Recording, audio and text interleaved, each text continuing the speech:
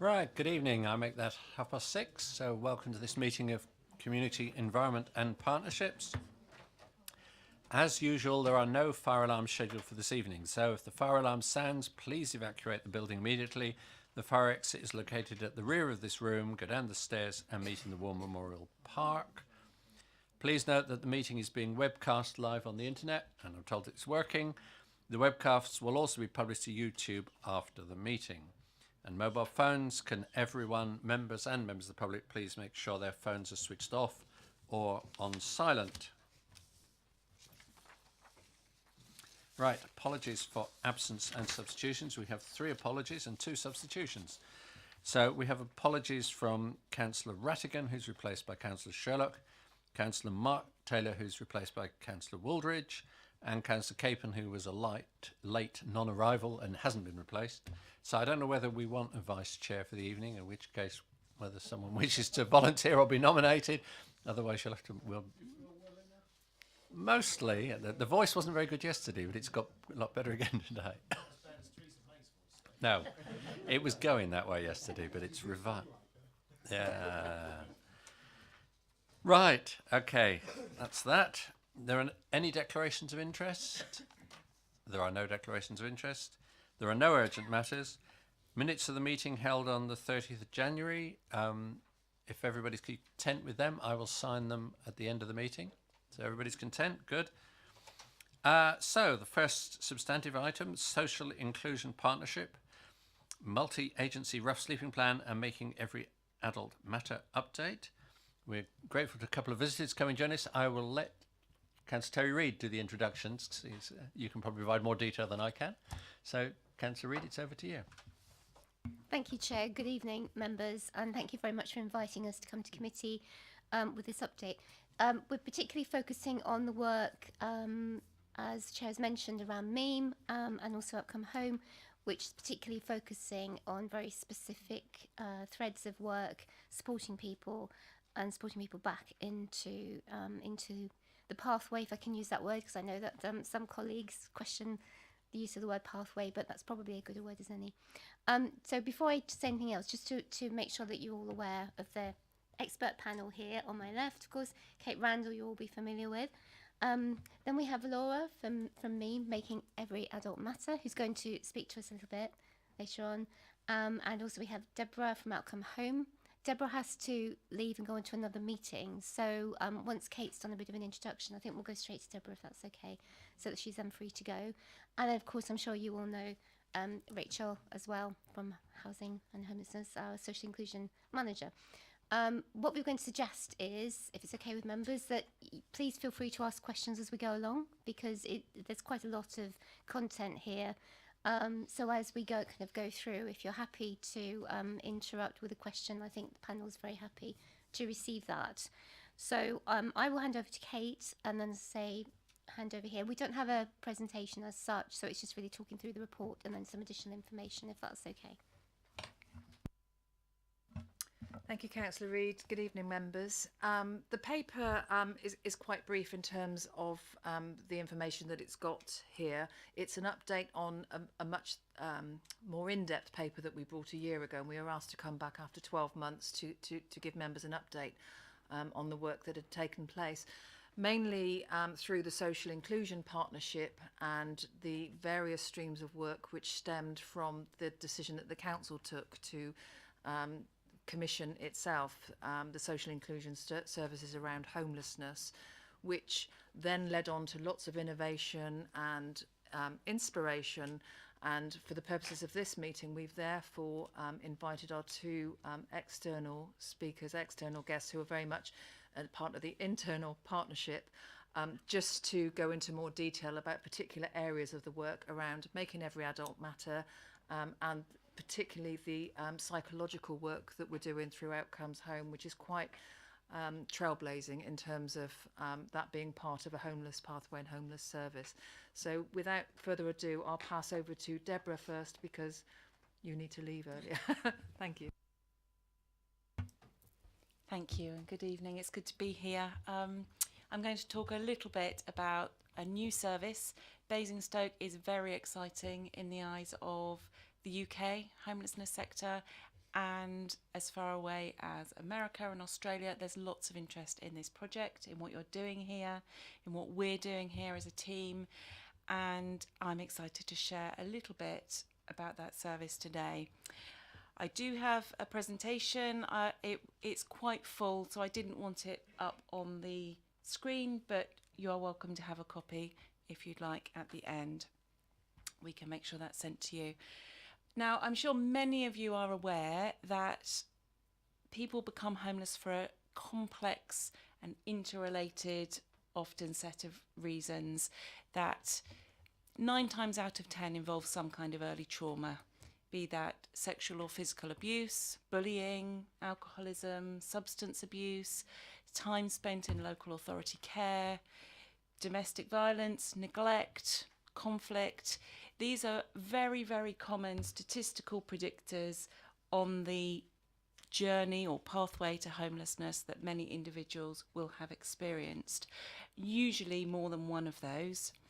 There are sometimes other diverse personal and social reasons for homelessness, maybe job loss or relational breakdown or poor physical health. Those things. I work with a hospital locally, and I work with some in London, where people are unable to go back to the accommodation that they're in because of they've had an issue with their leg and they may have needed an amputation, and they will be discharged back to their 9th floor flat that's completely inappropriate for them, and so they become homeless or vulnerably housed. So there are lots and lots of pathways and factors and variables that can lead an individual to become homeless. Sometimes that's a direct route, like running away from an abusive environment, and sometimes it's indirect. So trauma leading to something that we know as emotional dysregulation, where people do not learn how to regulate their emotions in a way that sustains interpersonal relationships, and then this can lead to conflict or tenancy breakdown. What we also know from the psychology research is that there are often different mechanisms for males and females, and women will often present in the health setting and possibly be picked up there as vulnerably housed or at risk of homelessness, and men may be more likely to find themselves in the criminal justice system. So it seems obvious, but no one else is doing it, that if there are all these psychological reasons why somebody may become homeless, you cannot just develop a solution or a treatment that ignores them. There isn't one size that fits all. We know from experience, I'm sure you're aware, that it's more than a case of people haven't got anywhere to sleep, let's find them a bed and everything will be sorted. We all know that that approach has not worked effectively and still doesn't. So what we are trying to do, and it's going really well so far, is create some environments that are more psychologically informed, where people are more aware of these issues, and there are services available to people that will help them to the homeless individuals, that will help them to tackle some of the reasons why they've become homeless in the first place, hopefully then leading to a more sustained tenancy, more sustained accommodation. And we are doing that through a number of ways. One of the first things we're doing is offering psychological support to people in 2 accommodations in Basingstoke, so May Place House and Mary Rose Court. They are all being offered one-to-one therapy or group therapy, whichever they would prefer, and that is being offered every week at the same time, in the same place, so that it is easy for people to access psychology services. We've got 2 clinical psychologists and 3 assistant psychologists who are all very experienced working within this population. And why this is so different is because if you try to access mental health services through the usual routes, first of all, it takes absolutely ages. Secondly, it's not always straightforward. So you have to see your doctor, then you have to be referred, then you have to usually go through a telephone interview to work out who the best person is for you to then see, and then you'll have a short course of appointments that you are expected to keep. Most of this is done by letter or by email, and a lot of this is just not going to work for somebody who is living an otherwise complex lifestyle. So we're there every week. We've also been in the night shelter for about 6 weeks. That was running through Basingstoke, and a lot of that work is engagement work. It's getting to know people, them getting to know our faces, them understanding what psychology services can offer and can help them with. And we've worked so far with about 14 people who are actively engaged with psychology in one way or another.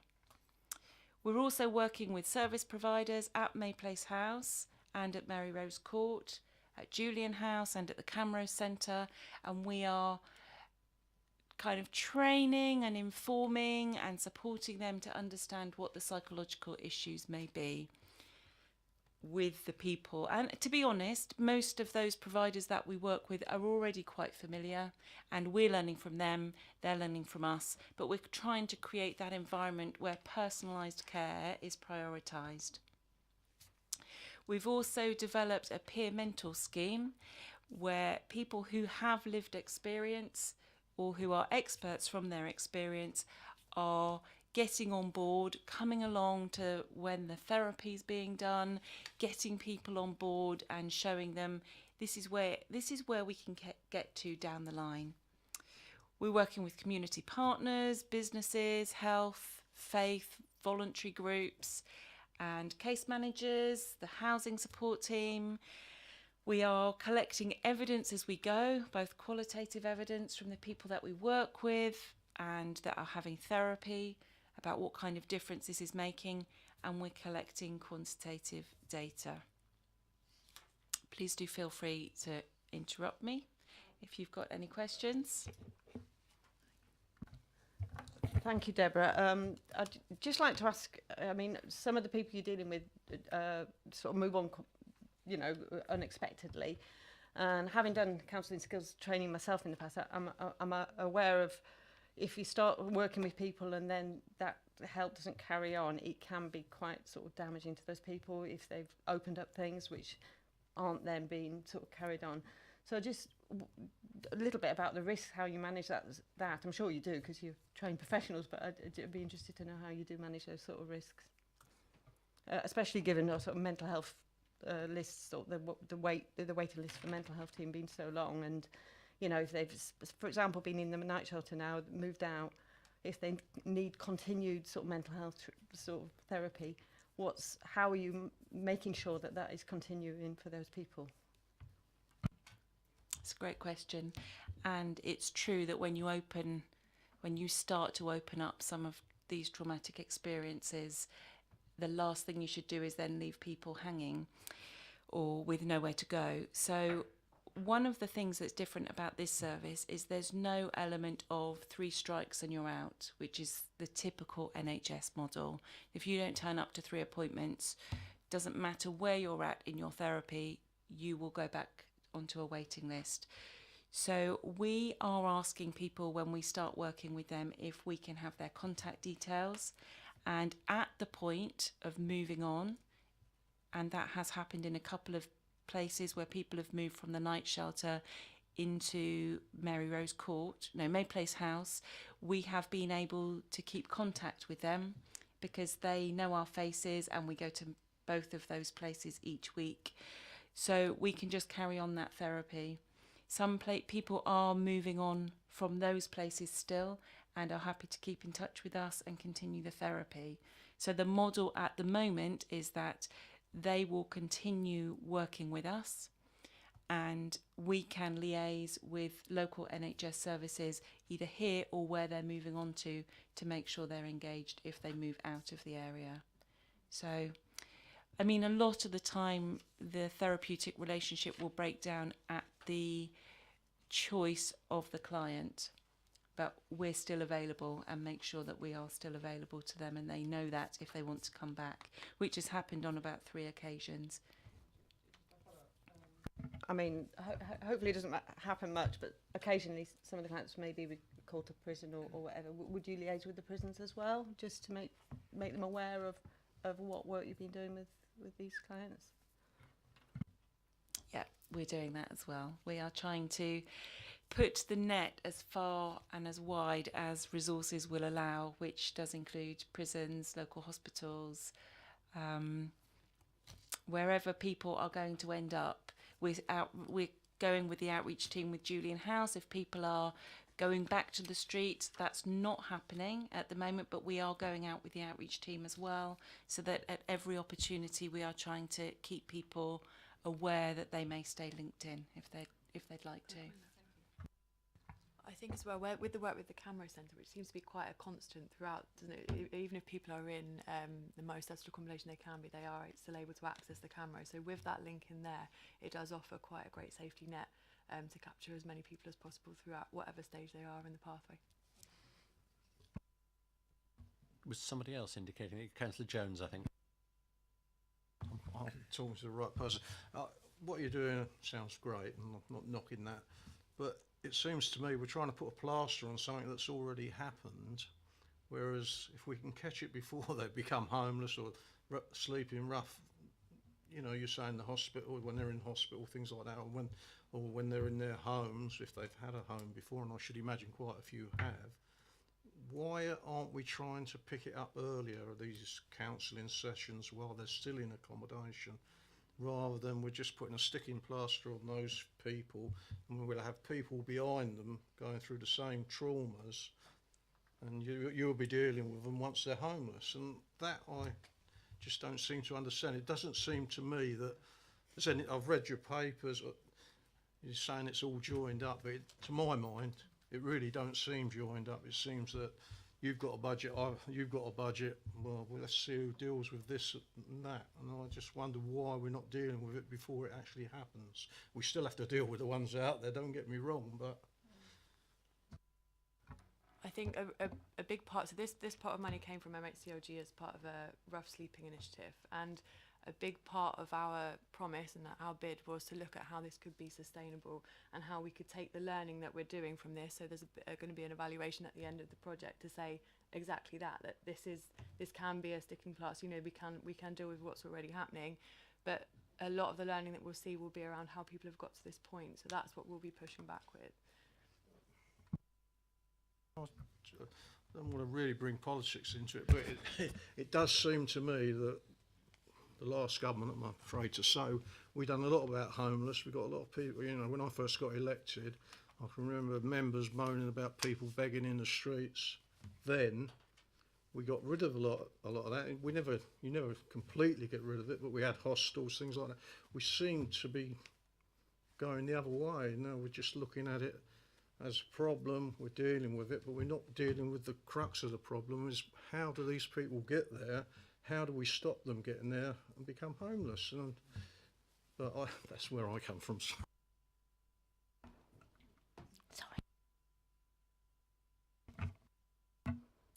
I'm going to disagree with you completely, Councillor Jones. I think we have a hugely joined up approach here in Basingstoke, and we're known for it nationally, and as we've been referred to internationally as well.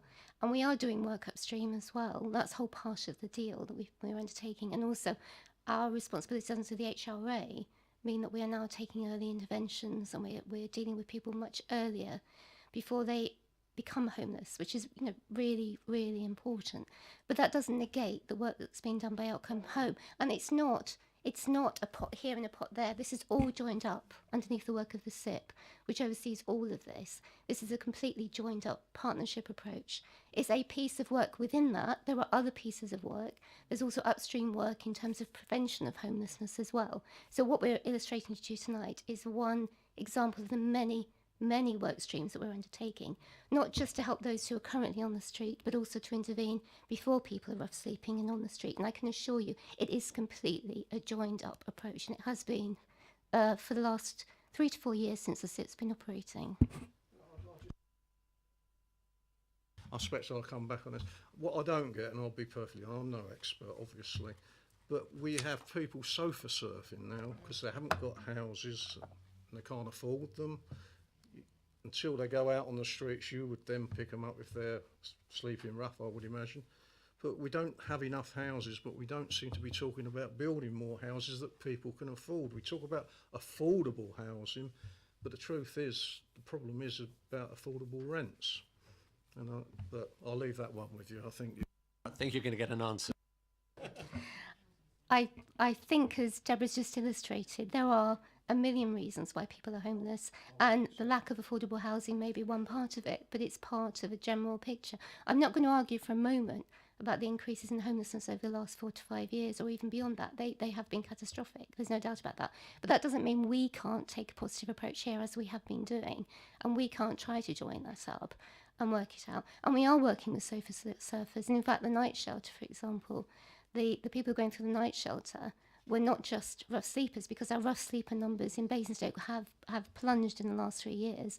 They were actually dealing with sofa surfers, and we support that through night shelter, through the cameras, and through many other pieces of work that we undertake. So I'd like to reassure you, the work you're looking for is absolutely happening, because you're seeing one case here that's being illustrated to you does not mean the other stuff isn't happening, and we have illustrated that through our rough sleeping plan, and the evidence is all there. Just to say, I'm not knocking what you're doing, I'm just asking the bigger question that most people ask. A simple question. And that's what comes across. If you go out there and talk to people, they don't understand. I don't understand why we're not doing more. But that's it's no knocking the people who are doing it, but that is. And perhaps just to explain for those who aren't familiar with the history, I mean, most housing issues go to the other committee, which deals with housing, and I've been on Councillor Reid's members' advisory panel, so I've been keeping well up to speed with what's happening. So that's where you get the full picture of what's happening through that. This work was, we started doing some work on mental health issues in the borough and the community and partnerships. And so we've asked, we've picked up these two bits, which are mental health issues related to housing, which is why we've asked them to come here. But obviously the bigger picture goes to the housing committee. So, Councillor George, were you indicating you wanted to?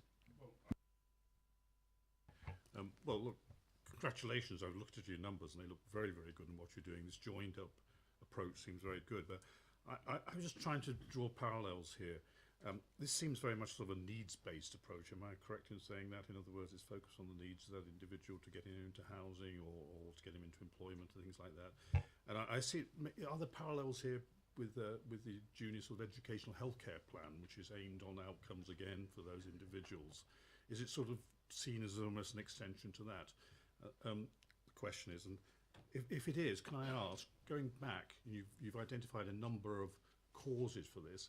How many of these individuals have been recognised at earlier stages of their life and they either haven't engaged with these programmes or they haven't been picked up at those earlier stages, and maybe they had educational healthcare plans or the old SEN documents early on in life, but those were never possibly properly implemented, and the failures of some of those earlier failures have resulted in these individuals becoming, homeless at this stage. It's a question.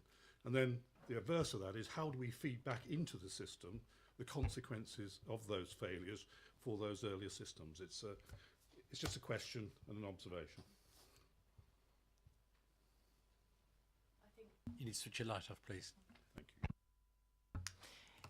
In answer to the second part of your question, I think that will be picked up on some of the systems change work we're going to look at with Laura under the meme work, because that's everything that we're doing in this, and I said it earlier, but is gathering evidence around exactly where things have gone wrong, maybe in other parts of the sector, health, including health, education, etc.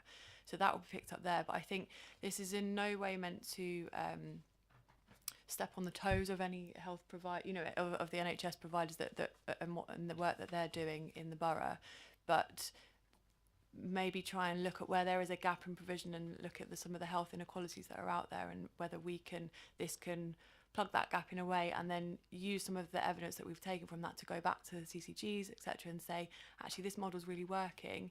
Is this something we could work together and move forward? So it's really it's a trial to see something that hasn't necessarily been done as the norm elsewhere in the country. Am I right and fair in saying that? Okay, I'll come back.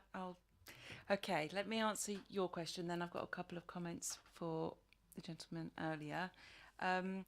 So about between 80 and 90% of people who are homeless or vulnerably housed or sofa surfing have have previous mental health issues.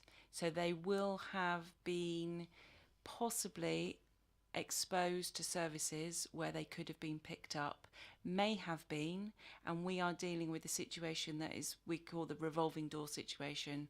So you're sleeping rough, you get into accommodation, the tenancy breaks down for whatever reason, but often because of emotional dysregulation or interpersonal conflict or job loss or whatever it is, and then that cycle starts all over again. And once you've had one or two tenancies that have broken down, it's then harder to get back into the rental market again. So there is a lot of work to be done around getting people earlier, which links with what the gentleman was saying about sticking plaster. Now, I don't see this as a sticking plaster because I think at some point we need to break the cycle of that door just going round and round and carrying people's families with them going round and round. So I see the work needing to be done at this end and also at the prevention end and the earlier end. And we are doing other work about psychologically informed environments in schools with statutory services who will start to recognise some of the issues that may lead to homelessness. So we're not having people at school maybe identifying or disclosing that there's domestic violence at home, and that will be dealt with maybe from a social worker's point of view, but not necessarily joined up with other services. So there's a whole need to bring this earlier, but that's not what this service is doing here. But there is an awareness of that. That the earlier we can catch people to prevent them getting to this stage, the better. Would you like to carry on with your presentation? I expect there'll be Yeah, more questions sure. later. No, that was just, I don't want you to miss you when you have to go. So what we're aiming for and what we're starting to see here and what others are noticing is that people are improving their coping skills through one-to-one work and group work. They are increasing their engagement with drug and alcohol recovery services. There are a reduced number of ambulance call-outs. We're starting to see more pro-social behaviour. So there's one gentleman we're working with who's gone from drinking heavily every day to, now this doesn't happen with everyone, but he's gone from drinking heavily every day and gradually reduced his drinking. So first of all, he said, well, when I'm with you, I'm not going to drink. So when I see you, so a Thursday and Friday, I'm not going to drink now because I know you're going to be here. To, well, I've started going for a run now on a Thursday and Friday because I get a bit fed up. I'm not quite sure what to do with myself. And I've realised that makes me feel a bit better. So I'm going to start running a bit more often now. So these tiny steps, this has been since about September.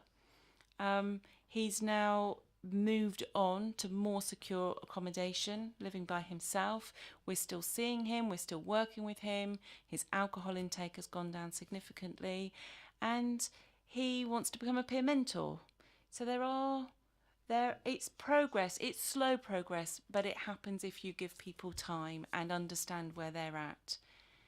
We're seeing reduced antisocial behaviour, improved health and well-being and commitment or even engagement to think about, well, what could I do to improve my health? Building resilience and problem solving, which are key skills in interpersonal relationships.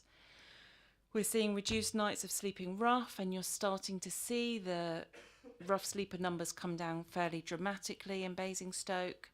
Increased engagement with services, and all of this also has the indirect consequence of improved staff resilience and volunteer resilience. The level of burnout for staff in hostels and in housing services is quite high, and working with them and the indirect consequence of the clients doing better means their resilience is building. So there is there's just so much going on. I could speak for another hour about what's happening and the impact, but I won't. I want to leave you with maybe just some reflections of some of the people that I've spoken to who are saying things like, it's nice that people are doing this on our terms, meeting us where we're at. You know, no, most of these people wouldn't claim to be angels. They wouldn't claim to have worked hard at maybe trying to get into recovery, things like that. But they're saying, you know, there's some hope. There's a chance here that we might actually end up securely housed and not ending back up on the street again. And we feel hopeful, and we are trying to find ways to embed this work so that when this project finishes, it doesn't come to a complete end. But this is something that's sustainable and pioneering, and that others will look to Basingstoke and try and see what has been done here that they can model and they can copy. So thank you for your time. I'm happy to take any questions, and you can get questions in touch specifically with me. to what Deborah's talking about, Yeah. because there'll be questions Yeah. on the rest of it later. So, well, I've got a question nobody else has. You started by going through many causes of trauma, very generally early trauma that lead to people on the street. The one thing I was surprised you didn't mention was ex-military who experienced combat trauma. Is that because we haven't got any currently that we know of locally, or that they're not engaging, or why weren't they on your list?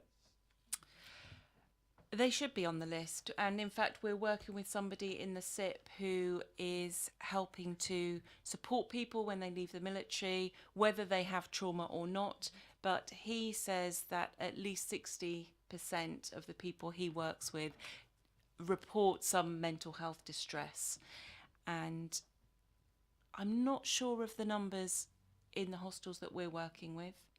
I know personally of a few people that I've spoken to who have a military background, but it's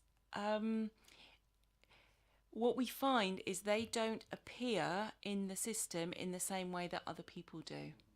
So they can fall through the gaps, but that's not to say they're not there.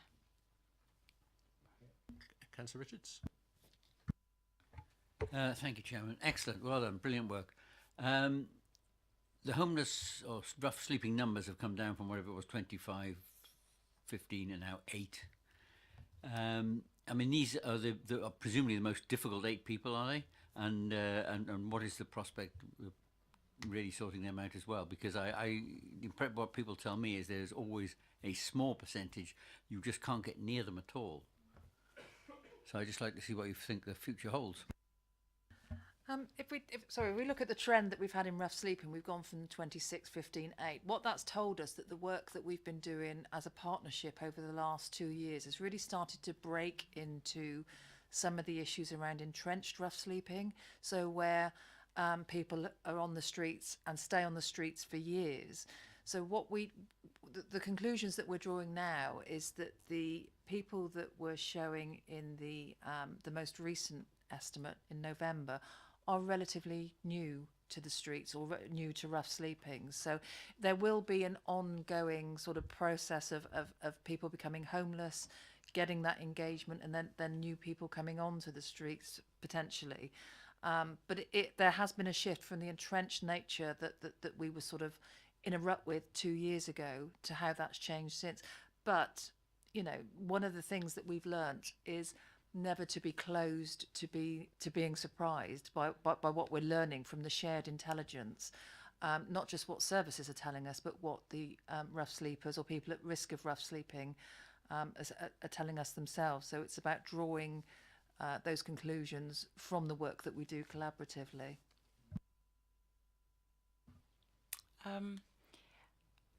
There's been a shift recently in mental health work where you used to hear that people were hard to engage. There'll always be a group of people that are hard to engage, and they're usually the people that need the service the most. And there's been a shift in the last few years of, instead of seeing people hard to engage, that services are not appropriate for those people. The services are hard to reach rather than the people.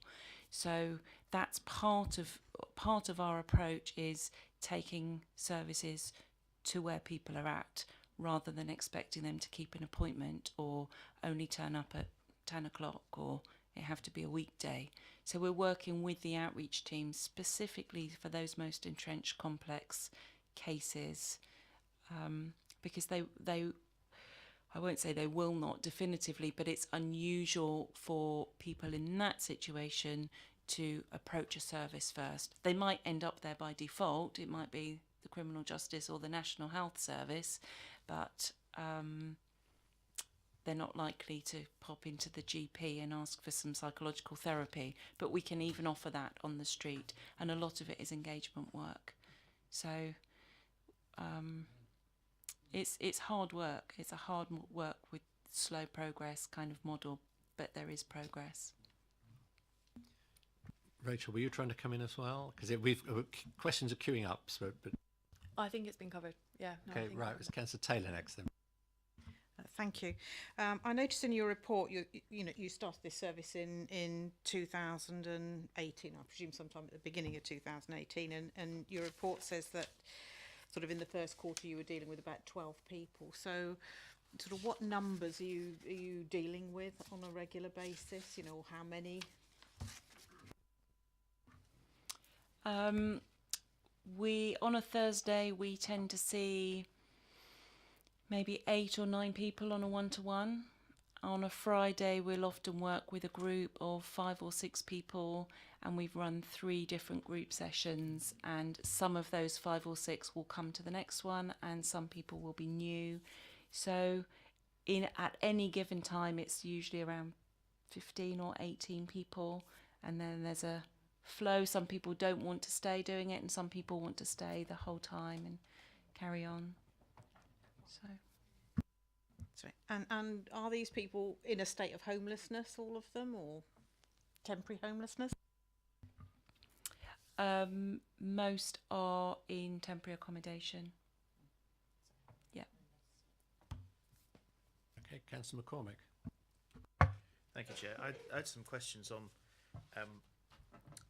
what are you doing specifically in relation to people who have drug and alcohol problems, because sometimes their needs aren't always met with some of the more traditional offerings that we've had. Sometimes they need sort of like wet hostels or certain allowances to help manage their condition. And I recently heard of a case in point in Copenhagen where they'd actually got a hotel that was being run by people with drug dependencies, and they were staffing it in the morning up until about 2 o'clock in the afternoon, and then in the evening they were in some cases still using, but it was more a case of rolling back the usage and the dependency rather than trying to institute cold turkey or sort of painful sort of unsustainable models. And I'd be particularly interested to hear what you're doing in terms of decreasing street attachment, because that's one of the things I think has been mentioned previously, is that when people are on the street, their coping skills are such that moving back into accommodation introduces a new set of problems that they're really equipped to deal with, and how you're addressing that challenge. Okay, the first one is fairly straightforward. We work with everybody. They don't have to be in a state of recovery or sober, and often a lot of the reasons that they're drinking or using are the very similar reasons that we looked at right at the beginning. So the therapy that we offer will be tailored to each person, but it will be CBT or dialectical therapy, and we will be looking specifically at the reasons for their drinking and their using, and usually that's trauma related. So it's trauma therapy work. There's no condition to that they need to stop using, but we do notice generally people's use will come down. If nothing else, they will not use before they see us, and that being quite a triumph for them is quite encouraging and engaging. In terms of decreasing street attachment, I think I've got so many thoughts about that, but you can't move from one set of problems to another. I agree. And I think the reason why people need to go through a process of being rehoused rather than coming off the streets and straight into accommodation, which everyone thinks is the dream, is because there is a whole new set of skills that need to be learned when you come off the streets and into accommodation. And we are helping people with those coping skills, emotional skills, learning not to be aggressive with somebody when you disagree with them. So reducing the amount of physical aggression between people, all those kind of things. It's difficult. There's a security for some people to what they've always known, and it's a slow process to kind of work with them to change it. But ultimately, people that we work with generally do want to end up with secure housing. That's generally the direction people are going in. So they will work to get there, albeit quite slowly from our point of view. Does that answer your question sufficiently? Good, thank you. Councillor Waldridge? A couple more questions. You've been working, I presume, with some of the winter night shelter clients, and given that that's now ended for the winter, are you finding, those clients are suffering some sort of loss? Or you can't go into details, I know, but if you found it more difficult to work with those clients now the shelter's ended, or are you managing to meet with them still and carry on that work? That's my first question, and then I've got another one. So. Everyone that wants to keep working with us from the night shelter, we're still working with, yes. And I know of at least 2 who have moved from the night shelter into May Place House. It might be 3, actually, and I think someone else has moved in this week. And there were 5 people at the end of the night shelter who were keen to still keep working with us. And if they're here, what day is it today? Wednesday. If they're there tomorrow, hopefully we will still be working with them. And they're doing okay, actually. It's been a positive experience for them going into the night shelter. My other question is about the end of the pilot. Obviously, you've got a while to go yet. It's the end of the year, isn't it? But just thinking about, with CMHT and waiting lists for CMHT being so long, I guess you are planning now ahead, but if for those who are going to need more sustained help, who have started this recovery, does your work involve sort of planning for that sort of thing as well, or are you? And I know it's hard, but because you've only got a limited amount of time with what you're doing, and it is more therapeutic work. But is there anyone involved in that side of things? We're aware of that. We will do our best. There may be a point where we don't take on clients that we feel have too much to deal with before the end of the project, but we will try and link them in with local NHS services. Where we're at the moment, we're confident that who we're working with at the moment, they won't be left high and dry come the end of the project. And all of our intentions is to try and make this sustainable, that what we're starting here will be sustainable. We're working with, I think there are 40 stakeholders in the SIP, so we're working to really try and keep each interested party kind of connected. And so that's our intention, that's our hope. And if we got to October and started working with somebody and it's like, we're not going to be able to support you all the way through this, then we would walk through them with that. Something that we may pick up on in the discussion is that we're obviously just about to embark on a new round of commissioning for social inclusion services. What we were really keen to do, and Hampshire were keen to work with us to pilot, was how we can use the learning that we've got from this pilot to embed that into a very much more focused support service moving forward. So the learning that we've had here around getting engagement will be a very strong feature of the specification that goes out. so that we can use to not just stop the service, but to embed that learning. And we are also aware that bidding for yearly innovation funding from MHCLG is the way that lots of things are going. So it's using the data from this to inform future bids that we're making, in the hope that we'll get ongoing funding moving forward as well. There are still more questions, but if you need to go, you need to say when you need to go, but it's Councillor George again, otherwise. Thank you, Chair. Very quickly, look, you've clearly got a key performance indicator here in terms of the number of people, sleeping rough, which is absolutely excellent, and that's work. And clearly I'm hearing other benefits coming through. But what other performance indicators are there to demonstrate this, that you're doing extremely well, and what are the more important ones of those? Can you demonstrate it? Is there anything else you measure on the basis of what can be measured, can be supported? What else are you measuring out there which shows and demonstrates the benefits of what you're doing? We are measuring so much. We are measuring all sorts of behavioural incidents, so ambulance call-outs, visits to accident and emergency.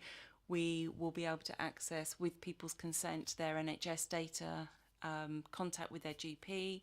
We can look at all of those physical and mental health and behavioural incidents data. We are taking psychometric measures with everyone that we work with, so all the standardised NHS measures, the clinical outcomes, drug use, alcohol use, risk, demographic data, logbooks that people, we're just taking everything, and we can analyse statistically, we can analyse economically, and we can look at qualitative data and create a holistic picture.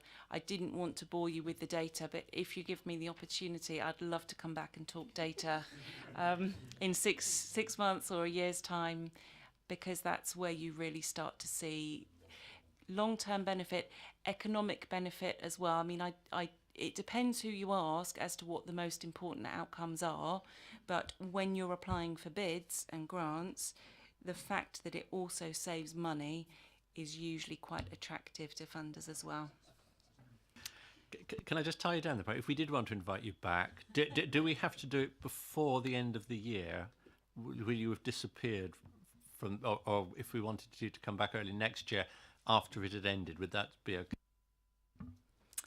Yeah, that would be fine. We will not be finishing the final report because there's going to be oodles of data until at least March.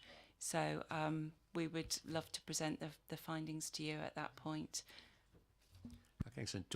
So we don't forget at the end, do we want to agree that we'd like to invite, let's get through it, Deborah, isn't it, back in January or March? I guess the meetings are as usual next year. Okay, we'll get that. We have a list of things to be timetabled, so Ellie will put that on the list.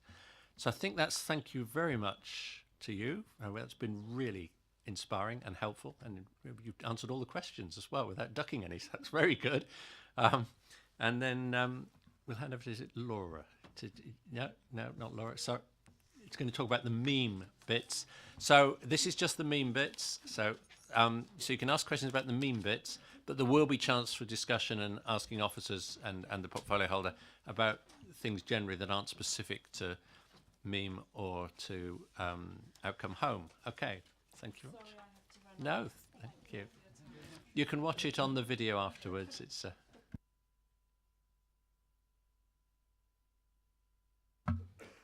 Okay. Thanks very much for inviting me. So my name's Laura. I am Policy and Practice Manager for the Making Every Adult Matter Coalition, otherwise known as MEME. And we have been working with the Basingstoke Partnership since 2016. Just to give you a little bit of background, because I think that might be helpful. So MEME is a coalition of 3 national charities, which is Homeless Link, Links and Mind. And we work around a combination of national policy and local practice around multiple disadvantage. So when we're talking about multiple disadvantage, we're looking at people who are not just experiencing rough sleeping or homelessness, but also the interaction with other issues such as substance misuse, poor mental health, and quite often frequent contact with the criminal justice system. We come at this from the perspective of not only what can we do to intervene for an individual to make their life course more successful, to recognise, much as Councillor George is talking about the impact of trauma and childhood experience, but very much to look at this work from a systems perspective.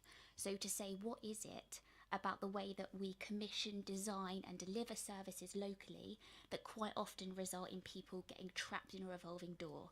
So there will always be decisions that an individual makes, but there will be a number of issues in the way that we design and deliver services which can compound some of those issues and make it far more difficult for an individual to move on in that life journey. And that's really what the MEME approach is about. So we currently work with 27 areas of the country who are adopting the MEME approach. And that is a non-prescriptive process which we ask partnerships of both statutory and voluntary sector agencies to come together to work upon. And we ask them to do a number of stages which are both operational in terms of working with a small cohort of individuals who are experiencing multiple disadvantage in that locality, but also to create a strategic partnership, in this case a social inclusion partnership, to look at what is it about our system that's not working for individuals here locally. I must say that what that means is that the coalition and myself as partnership manager, we don't deliver or own this work. This is work which is very much owned by the social inclusion team and the social inclusion partnership, and our role is to come in really and act as a critical friend and to say, how are you thinking about the system? What is systems thinking? Have you thought about the role of trauma? Have you thought about psychologically informed environments? Have you thought about the impact of national policy and what the trickle down is likely to be for you here at a locality? And what that means in terms of your ambition towards system change in the future. So we act as that critical friend role. So there's probably three things I'd quite like to cover, and then if you want to ask questions, obviously please go ahead. One is to kind of bring home the point of just how active the Basingstoke and Dean partnership has been within the national network of MEME approach areas, which we've been very grateful for. The second one is what I think have been some of the particular highlights of the work over the last 12 months. And then thirdly, and most importantly, is what is the direction of the work going forward, and where some of the reflection needs to happen now. So we'll cover those piece by piece. So since 2016, the Basingstoke and Dean Partnership have been extremely active members of the MEME Approach Network, which is great to see. Some of that work has been drawing together a peer network with other MEME Approach areas across the Berkshire and Hampshire area, which has been incredibly useful, but also providing advice and support for some of the new MEME Approach areas. Your quite near neighbour Winchester joined us in November, and there's been a lot of cross work going on between the social inclusion team here and the team over in Winchester. And the partnership has also been very active in a number of the kind of learning hubs and national events we hold as a coalition for all 27 areas across the year. And in fact, Rachel and Charlie appeared at our national conference last week on a panel, and we were very grateful for their insights into how co-production is an important element of achieving system change in a local area, how important a lived experience perspective is if we're really fundamentally going to look at what our system delivers. Another achievement in the last year, and I believe that's in the notes in the report that would have come round to you, is that 6 members of the partnership also appeared in a short film that the coalition created in the summer. And if you haven't seen the film, I very much encourage you to do so, because that's probably the best way of understanding the commitment and the attitude and the ambition of the partnership here in Basingstoke and Dean to take this work forward. So they looked at things like the drivers for coming together as a partnership, the impact that they believe that's having for individuals here in Basingstoke experiencing multiple disadvantage, and also kind of what some of their long-term kind of system change goals are. So if you haven't seen that, I very much encourage you to do so. The last 12 months have been really busy for the Social Inclusion Partnership, the Social Inclusion team with Rachel and Kate, and looking at the development of the MEME approach work alongside things like Outcome Home and the other work that's happening. And I think that's very much testament to the commitment of the Social Inclusion Partnership and their desire to see the adoption of the MEME approach work be successful here in Basingstoke, and I think that's very important. A lot of that work is currently happening through the operational group, so that's currently co-chaired by Sarah Ratcliffe, who's a homelessness prevention officer, and Bianca, who sits over in Julian House in the outreach team, and they co-chair a meeting every 6 weeks, which is attended by representatives from a number of agencies to look at a small caseload of individuals who are most kind of on the radar with local systems, local services rather, and think about what they have the capacity to do to create some wraparound and intensive support around those individuals and to help them navigate what that current system of services looks like here. And that's one part of the job, and a very important job. And I think certainly the report you've received has kind of given you an insight into what some of those outcomes are for the individuals. But what that group also does, more importantly, is says, what are the things that keep coming up for us as a group? Where are we struggling? Where can't we move people along?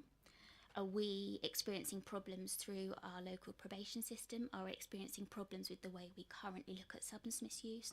Are we experiencing problems elsewhere in terms of access to primary or secondary mental health care? What is it that's making our work really difficult and making it really difficult for that individual to navigate their way through the services they need? And that is actually what the Mean Approach work is about. And in the last 12 months, the group have been reflecting on that in their 6 weekly meetings, and also starting to come together with a list of the areas that they would identify as priorities for system change going forward. And it's been really great to see that work develop. I think another part of the work which has been very important is that the social inclusion team have very much considered what's the culture and the health of our system here locally in Basingstoke and Deane. And so in addition to the Meme Approach work and the outcome homework, there's been a combination of training for all local partners. There's been developing a culture of reflective practice. There's been development of psychologically informed environments, and now the peer mentoring, which Deborah was also talking about as well. And I think what that shows is that the partnership here is very much invested in trialling a range of approaches to dealing not only with rough sleeping but multiple disadvantage. And that's really refreshing. And I think that's also been rewarded in seeing, probably most recently, yet more MHCRG funding for 2 new navigator posts, which will only support that work further, which I think is really positive. So last point I'd like to make, and then please do ask me questions, is thinking about, well, what's the future direction of the work here really, because we have the pleasure of going into 27 areas of the country and seeing what works and what doesn't. And what we do know is that those areas that are successful are those who acknowledge that this isn't just about creating another multi-agency meeting. This is about recognising how we develop long-term change in our local system, and how we do that through a committed cross-sector partnership, which is not only statutory bodies but also voluntary bodies and those with lived experience of multiple disadvantage themselves. And so I think there are 3 things that need to happen now in order for this work to move forward within Basingstoke. I think the first one is to maintain that strength of the social inclusion partnership, but also to think about who's missing here, who are the other partners that we need to have involved. There are some that come to mind from commissioning, from primary and secondary mental health, from prisons, from probation. Who else do we need to get involved in this work if we're noticing pockets of the system that aren't working as effectively as we want them to? The second one is to make sure that we maintain a commitment to what we think about system change. What does it mean to do systems thinking? What does our local system look like? And where's the capacity for change? And to do that with a shared vision as a partnership. And the third one is to ensure that we roll out what's already started in terms of developing a peer network and co-production to make sure that individuals with lived experience are involved in all levels of that decision making and that planning. I think they are 3 things that the partnership can absolutely do in the next 12 months. I think Basingstoke are one of the areas that are doing extremely well with their adoption of the Meme Approach. We very much enjoy supporting and acting as a critical friend to the partnership, but we will also be pushing it in the next 12 months to think about those things, which are easy to put on the back burner when we know there's lots of other things going on. But as a coalition, we look forward to continuing that work. And if I can answer any questions, then please let me know. Thank you very much. Councillor Taylor's going to be first. Thanks very much. It's very informative and useful. Given the systemic and systems approach that you're taking, I was a bit surprised on the list in appendix to the list of partners that are involved, not to see housing associations? Is there a reason for that? It seems to me they must be a really big part of the system. Yes, I think that list there is some of the regular people that come along to the operational group, and we haven't captured everybody. That there is a wider group that contribute to the social inclusion partnership, so who act as our steering group for the mean work, and they are all the housing associations in the borough, the Sovereign, particularly Sovereign and Vivid, are vital members of that and are regular members at our quarterly meetings and have input. So yeah, that's just that was just a bit of a taster of the members that we have.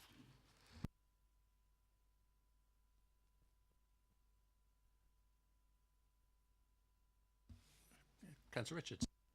Thank you, Chairman. I'm just interested, really. The police. What level do the police come in? I mean, presumably they're monitoring the condition in the streets and all that sort of stuff, making sure there's no abnormal behaviour.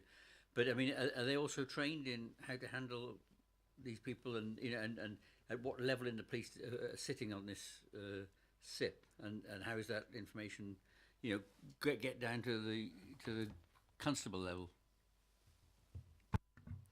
So we have, at the regular operational meetings that Laura mentioned, there is police representatives, there's a PCSO and a police constable that attend those meetings. That's so looking at the case management, the meme cohort that we're talking about, so the 10 to 12 most complex needs cases in Basingstoke and Dean.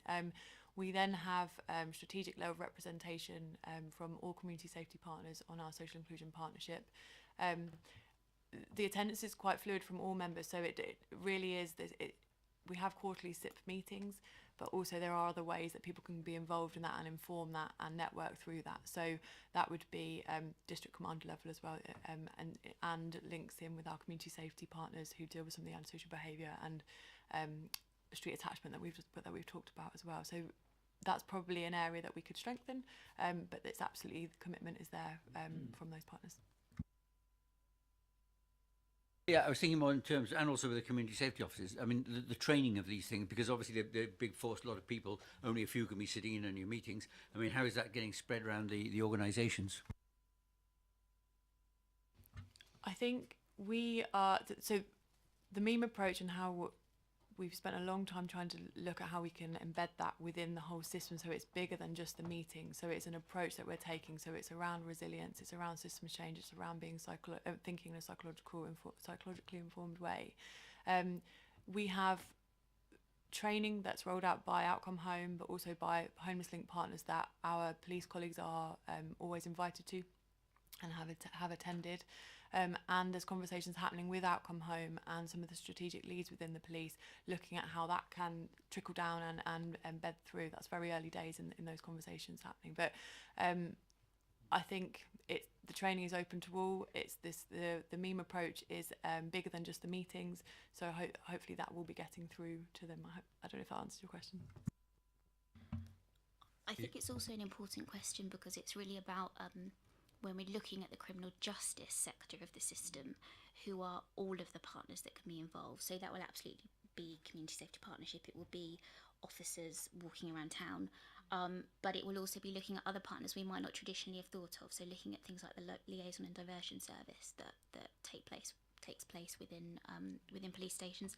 And also then I think we also need to explore the role of police and crime commissioner as well, because they certainly have a role to play in those partnerships.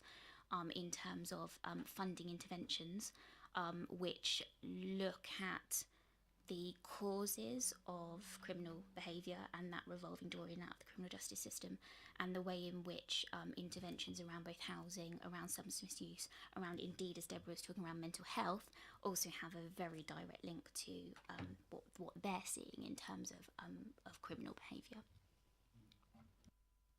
Councillor George next. Thank you. Looking back, and I really welcome the systems approach. It sounds very, very well founded, actually. But just a comment here: systems go way back, very early, and you've mentioned the early intervention.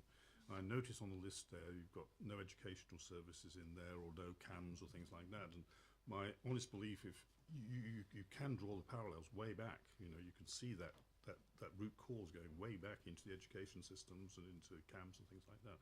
Is it worth including them so they understand the progression that goes on here, so they can look at their systems that are in place to try and minimise the impact later on in life of these individuals? I would say absolutely. There are certainly a small number of me approach areas who have representation, particularly from children's social care within the local authority, very much looking at that issue of prevention and saying, well, actually, we know from the statistics, we know about the issues around, particularly around childhood trauma and the likelihood of that leading around to rough sleeping and multiple disadvantage, but also looking at some of those really vulnerable transition points when you transition from child to adult social care services, but also looking even indeed at things like youth offending and the like. So from the perspective of the national coalition, we would say there isn't really any limit on who you would invite to be in the partnership, and the more insight you can get, the better. Often in building a partnership, it's about making the argument of what's the advantage for that other partner in coming in, and there's certainly a role to play in having a conversation with some of those partners who work more in the sphere of children's services and about what they can contribute, but also what they can get out of the partnership as well. And as a coalition, we would actively encourage that to happen at an appropriate time. Councillor Waldridge. Thank you. My question is about one of the outcomes that you've listed in terms of the meme, in terms of Housing First clients. I'd like to explore a little bit more about what Basingstoke's Housing First model is. Does it, for example, adhere to all the 7 principles, or is it more of an approach-based model? And also a bit about the funding of Housing First, because I'm aware of other areas which have secured funding to deliver that service, and I just wondered whether there's intentions to apply for such funding from this council, if there is still funding available. So, sorry, it's a bit of a complex question, but It's a very good question, and it's something we've Housing First style, what we're doing, it probably doesn't adhere to all 7 principles, but what we've done is try to be very creative in terms of the resource that we have with the existing accommodation and support we've had. What we've done through the meme is anybody that's gone into a rapid rehousing style approach has been kept open to the meme group, so that you've got that wraparound support. And they're very much able to engage in terms of in adherence with the principles, able to engage with that group if needed, as and when needed, but that's not linked to their accommodation, losing that accommodation.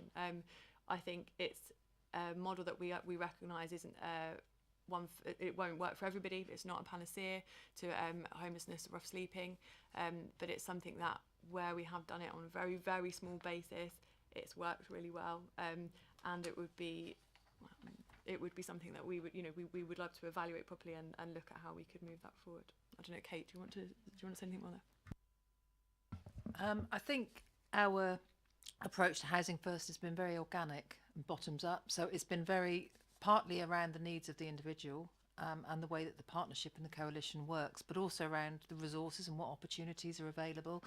I think it's very easy to be quite prescriptive in terms of setting a broad framework and then assuming that can be sort of rolled out uniformly. So I think the beauty of our approach has been the suck it and see, which probably accounts for the fact that we've had such a good success rate so far. It's really about how the partners work and trust together, and the array of provision that we've got in Basingstoke and Dean will affect that. So we're not a stockholding authority, but we have over 20 registered providers, and the way all the services are sort of set up. But so far, as Rachel has said, we've done it on a very piecemeal basis because we've been conscious not to assume that something like Housing First is a panacea, and that actually you need to be quite incremental and intelligent about the way that we're approaching each individual case. A little bit more about the funding, if you may, in particular in the light of the fact that the U-Trust Floating Support Service is going from August, and has that service been relied on to deliver the support? So I suppose it's where is the support for this Housing First model coming from to make sure that these clients are getting the support that they need, because they are very, it's complex cases, and I think the principles suggest that each support worker should be holding no more than 5 to 7 cases. So I'd be interested to know what sort of support is being offered. Thank you. Just, I'll say one thing quickly and then on to Rachel. But actually, it's the fact that a very broad, generic floating support service that relies on drop-ins, which is what the U-Trust service has become, isn't necessarily compatible when you're dealing with something like a bespoke housing first model, which is one of the reasons why the support service that will be commissioned post-July will be very different. It's more around what does the service and the system need at the moment. So a lot of those support needs around engagement will be wrapped into that, and there are also ongoing funding opportunities. We've secured funding for the next year for 2 what are called navigator posts, so that people that will be specifically around those types of support, and also keeping an eye out to funding opportunities for the future. Rachel, I don't know if you want to come in here. Yeah, so I was just going to build on the navigator point. I think what we have learned from the very few cases that we've done is around being flexible and adhering to the principles around being flexible and working on the terms of that individual. The support has very much come from the meme group as a whole. So if there is a need for drug and alcohol involvement, that's when the contacts there would step in. So it hasn't necessarily been a one person doing that support. There's been a bit of in-house support from our assessment and support coordinator team, who have kept those cases, held those cases or coordinated the support around that.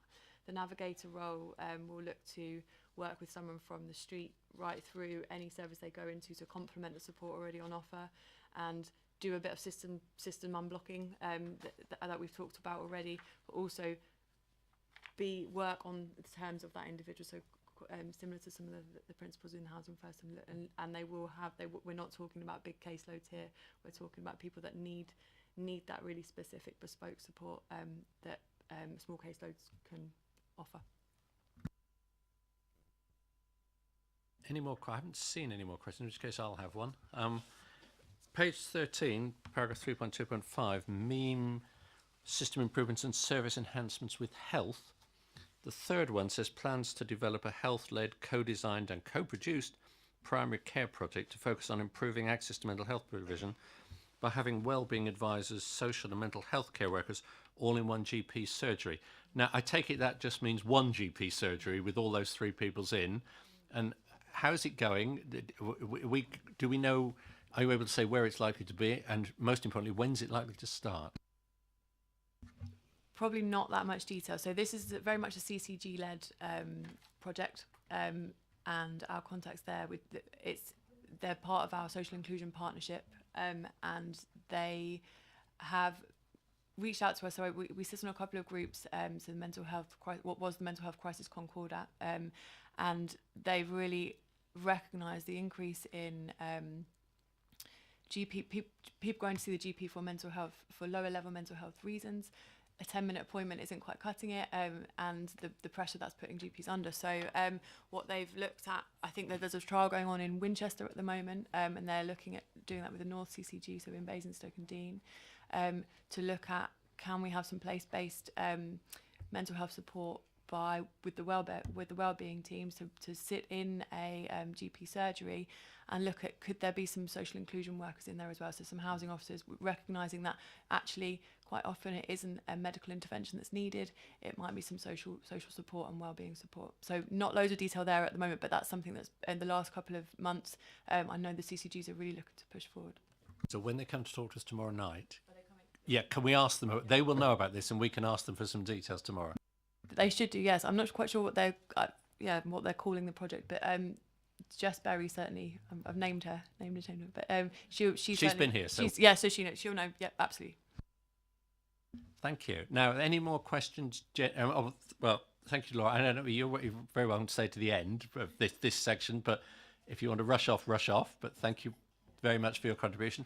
So have we got any other questions on the... Well, Kate will have to do the answering. On the bits of it that aren't specific to meme, yeah, go. I get a bit confused by this sort of 8 rough sleepers figure. How do we arrive at it, and how does that fit with the fact that we have a night shelter supporting 15 people and it's always full, and we have the sick people with a regular ongoing caseload of 15 homeless people? I don't understand where we get the figure of 8 from, and it doesn't seem to be consistent with all the other bits of information. I'll say something and then I'll hand over to officers. Officers can explain exactly how the count is made on the night, but the count is agreed with all partners who work around homelessness. So it's not just the council saying, we have this number. It's agreed over a period of time with discussions with all the partners. So, we've heard something, I think, about the rough sleeper counts this year, that some authorities have literally just done an estimate on the night, and it has been the authority putting that figure out without any consultation with partners. So that's not what happens here. It is an agreed number with all partners. But also the night shelter numbers, as we mentioned earlier, are not just people who are rough sleeping. These are people who are sofa surfing and vulnerably housed.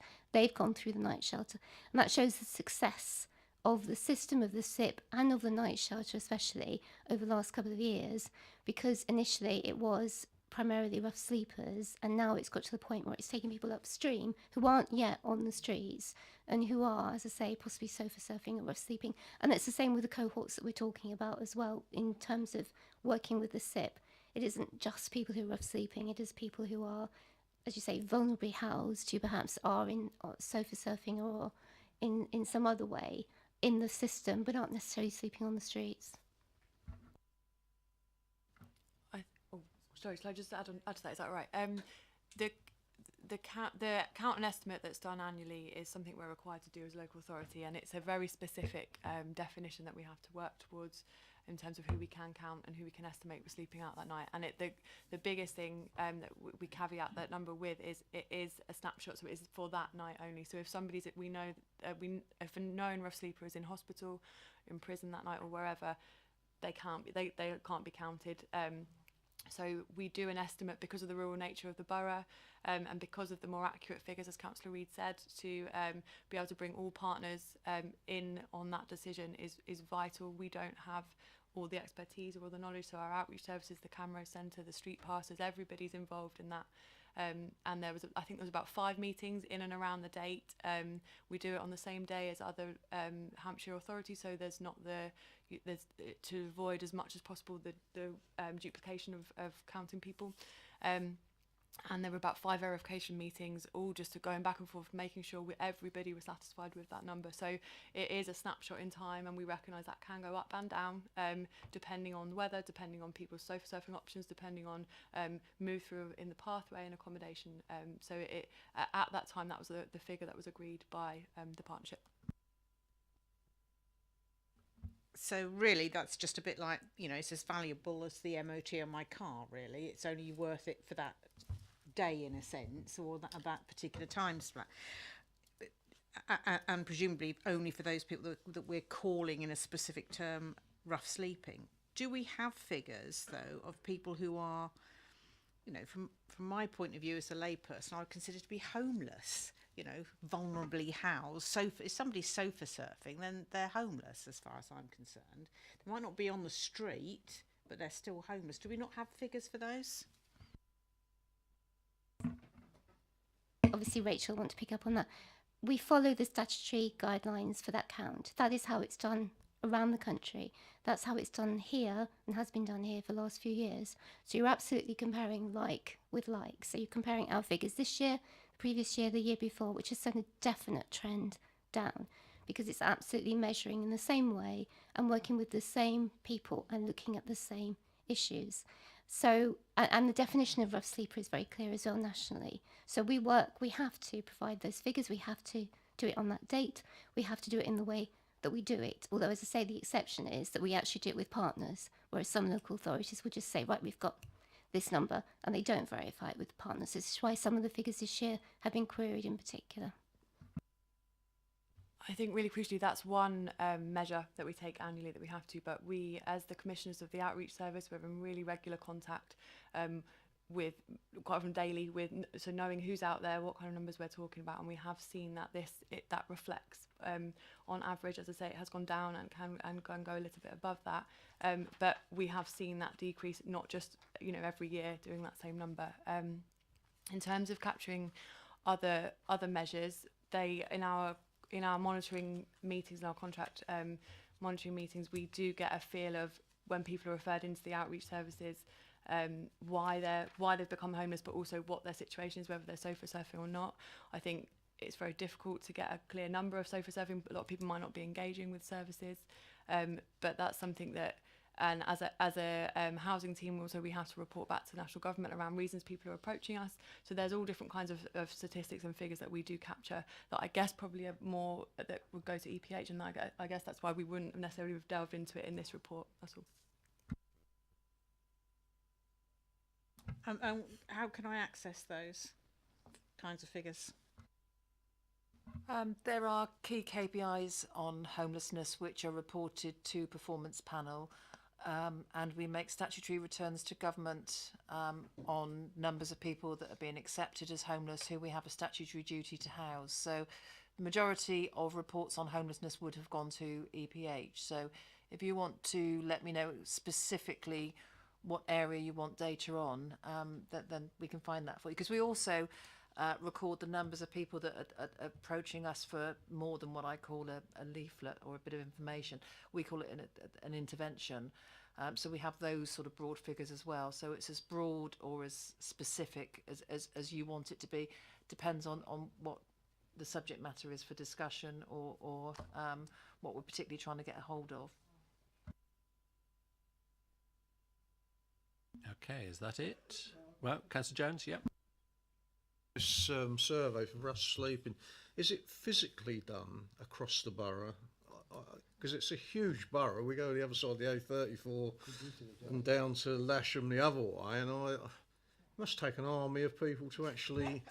I've never seen them on Buckskin, never seen them in Kempshot where I live, seeing if there's anybody about. I just wondered how it's done, to be honest with you. Well, perhaps I'm asking a silly question, but. No, not at all. That's what. So there are two ways to collect that information. One, some areas do a count, so that would be you actually have to see somebody bedded down to be able to count them for your figures. But because of the rural nature of the borough, as you say, it would be too big to cover on that specific night. We opt to do an estimate, and we always have done. So as Councillor Reid said, it's like for like every year, and we do it through really intelligence-based information gathering, so that's from the police. Loads of different partners can feed into that, so it's not around we don't have to rely on actually seeing someone bedded down. We know, because we've got the really great partnership working in the borough, we are able to get a real feel of who we know would be out on that night. So it's not what you're saying, it's not an actual, it's an estimate. Yeah. It's an estimate based on sort of robust intelligence, which is probably the better way to do it than the chance that you might not see someone. And it's also done on a night of the year where we don't have the winter night shelter. I know in some areas where they've had winter night shelters, that's included November, but ours has opened from December. And also it's a night that's agreed across all the Hampshire authorities, so there's no double counting involved. It's probably as robust as you can get it for something so fluid. And also the cameras are a vital partner in this, and of course the cameras are seeing people who are sofa surfing and who aren't necessarily on the streets, but that their input is really, really important in working that estimate out. Go on, Rachel, if you. I was just going to say, just to reiterate, it really does then tie into all the other contract monitoring that we do. So it isn't an educated guess or just a number picked out of thin air. It is something that really does go in with everything else, all the other intel that we have to hand. Councillor Richards. Thank you, Chairman. The financial side of it. Appendix 3. I think actually, I wonder if we could just talk us through that a little bit, because I got a little bit lost in sort of money was being stopped, then it was coming back in again, and what Hampshire County Council were doing and so on. it just seemed a little bit hard to follow, really. Looks like. Yeah, welcome to our world. So this was the briefing that was given to all members back in December. It was based on decisions that Hampshire County Council were taking at the time in terms of its own investment in social inclusion funding across the county.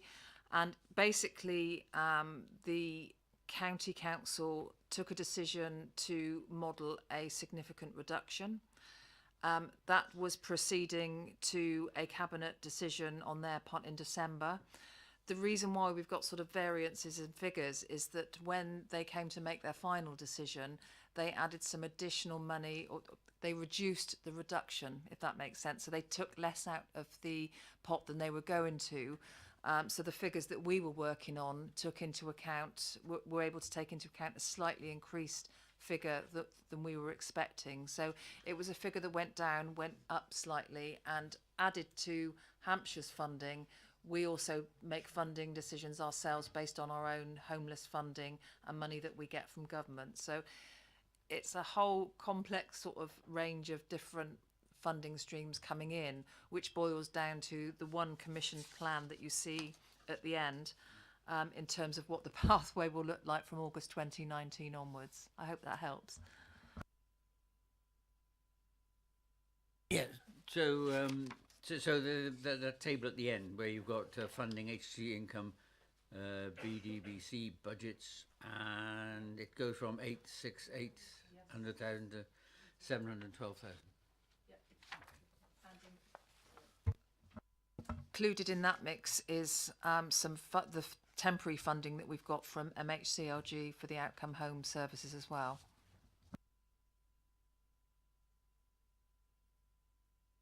Good, thank you. That's it. Great. Okay. Well, we were just asked, I think, to note the report. We certainly weren't asked for any decisions or views. That was exactly what the question set for us was. To note the report. So I take it we've noted the report and that we're extremely grateful for all the input this evening, for the information, the question answering, and we've already thanked the visitors, but thank you to our local officers as well, who could have been doing something more exciting like watching Parliament or even Liverpool. But thank you very much.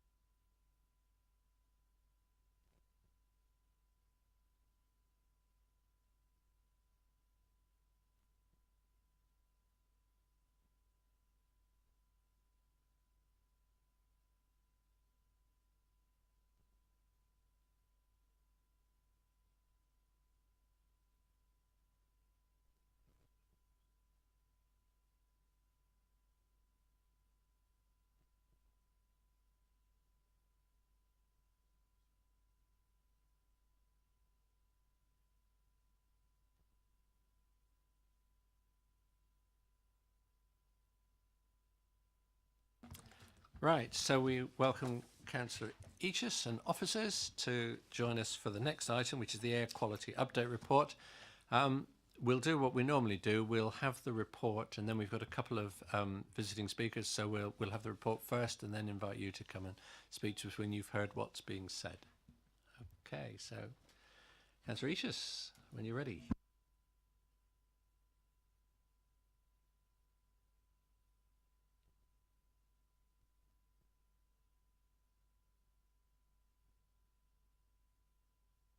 Thank you, Chair. Sorry about that. I had the wrong iPad open.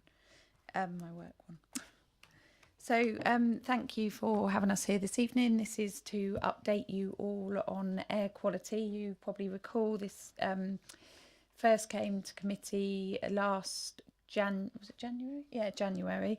Then in relation to air quality, then we came back again in the June with an update in relation to the A339. Then I did a portfolio holders report which went up on the portal in January, and then we're back here now to update on air quality in general. So it's a report for noting. Basingstoke does generally, as it sets out in the report, have good air quality, but given that the council's not complacent, we're absolutely committed to working together with other agencies, with residents and businesses to reduce levels of pollution in the air and around us. And we do see it as absolutely important, really important. We're doing a lot of things which are all set out in the report, and we are not just thinking, oh, we've got good air quality, we're not going to do anything. We want to continue to do things. We've just launched a big campaign on air quality, which among other things is encouraging, it's all about behaviour change, and it's encouraging residents to switch off their engines when they're idling in traffic. So if you're sat in traffic for long periods of time, switch the engines off. I know some cars do that automatically now, but not all of them do.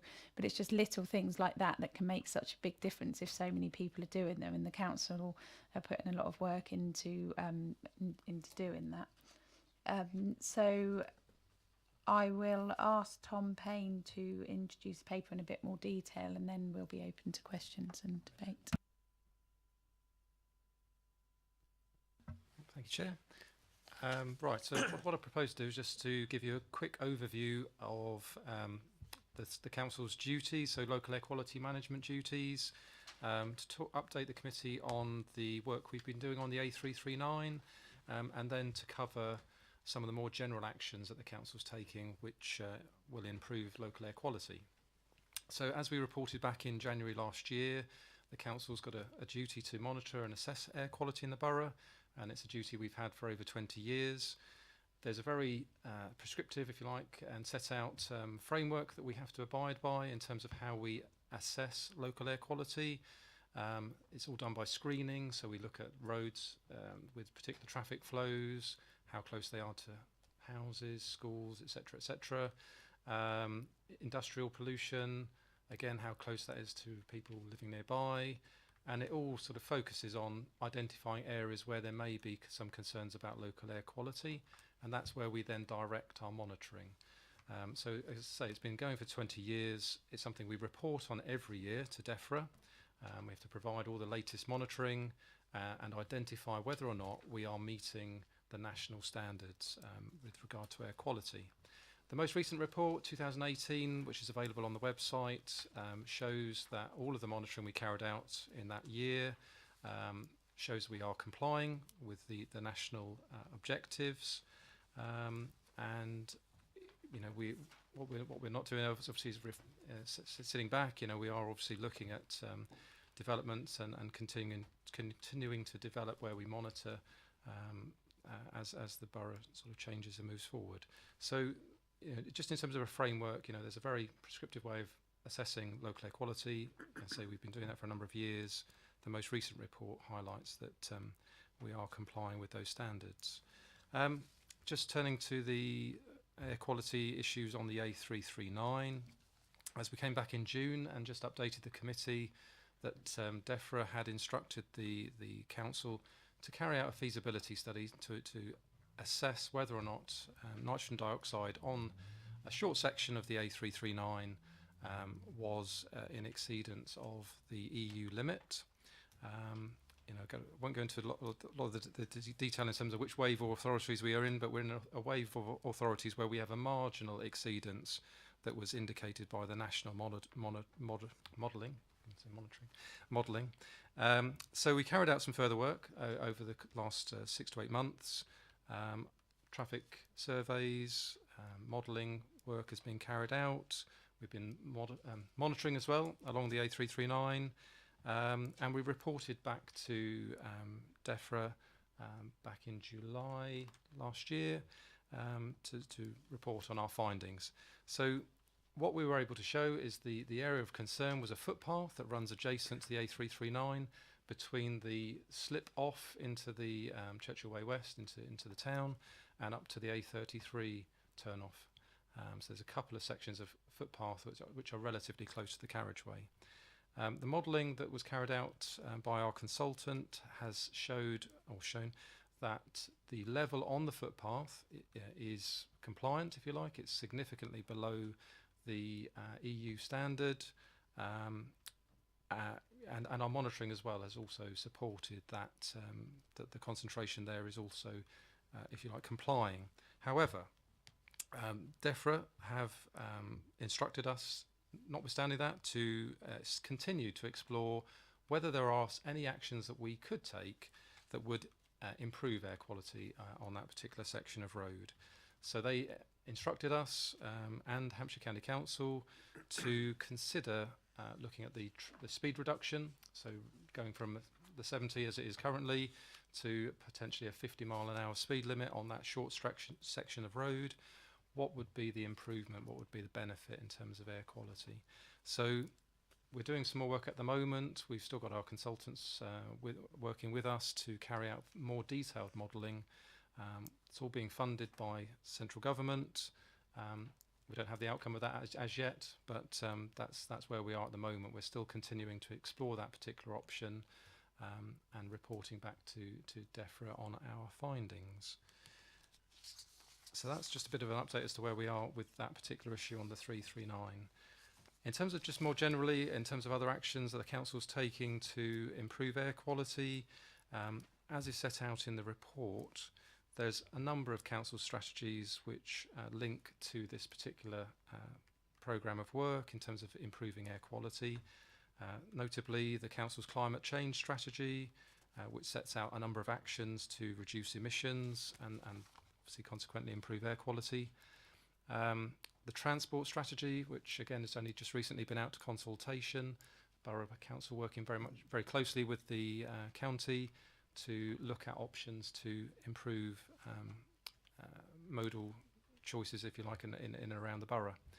The local plan again sets out a policy position where we're trying to ensure that new developments are as sustainable as possible, reducing the need to use your cars by having services on site where possible, etc., etc. And they're just sort of setting out a strategic desire as to how new development should be brought forward.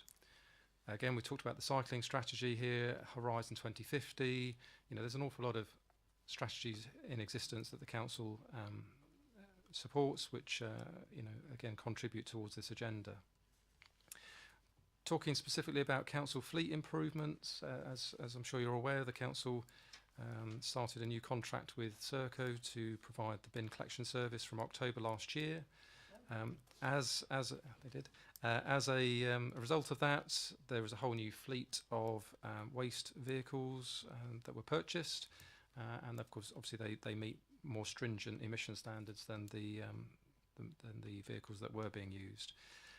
In addition to that, the council's own fleet of vehicles, predominantly supporting the street scene and grounds maintenance services, again receiving significant investment in the way of the vehicle replacement programme, and has set out there, £2 million of investment to update and modernise the fleet of our own vehicles.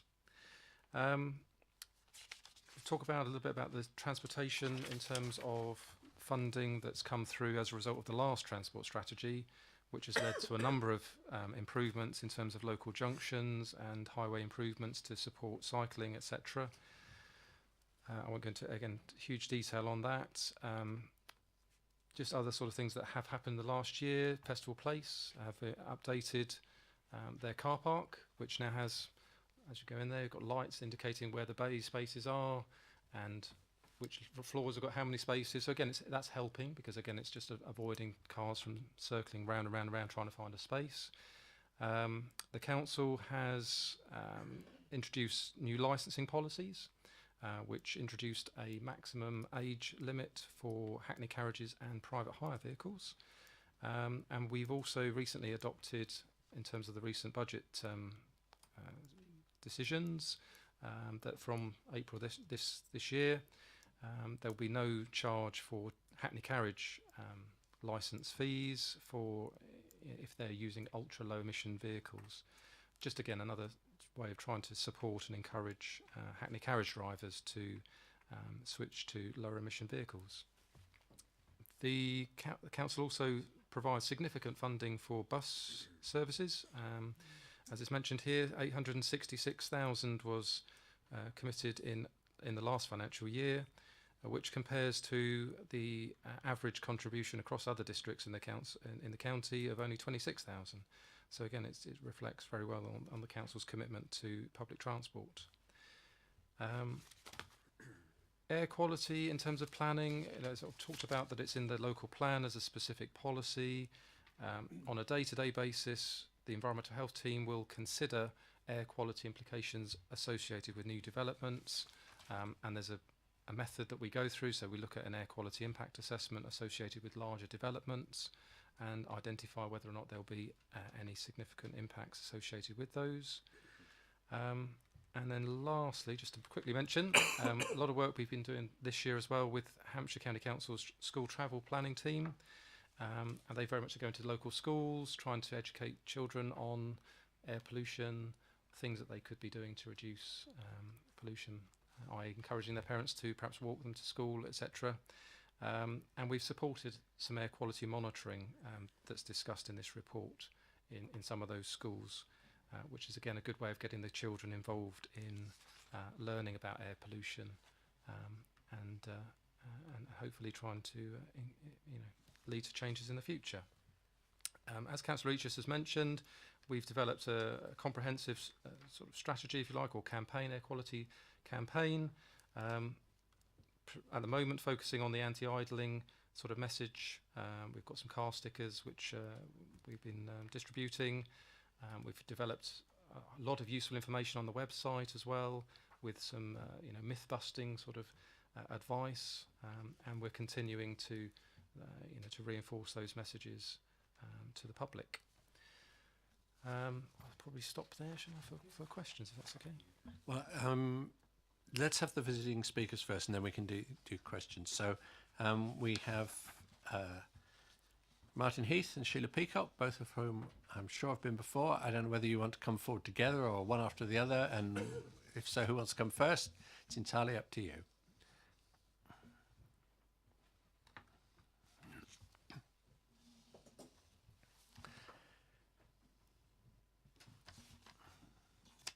And for those who weren't around earlier, councillors had better get this piece of paper ready, which Martin Heath has provided, so you don't waste time finding it and pinch part of his 2 minutes, okay?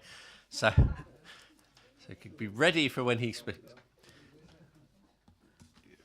Martin Heath brought it in. Right. Well, whichever of you is going first, I'll let you go first. You get 2 minutes each, as I think you know. Okay? Thank you. Thank you very much. I'm afraid I'll have to go for one of your subsidised buses, for which I'm very grateful, in about 10 minutes.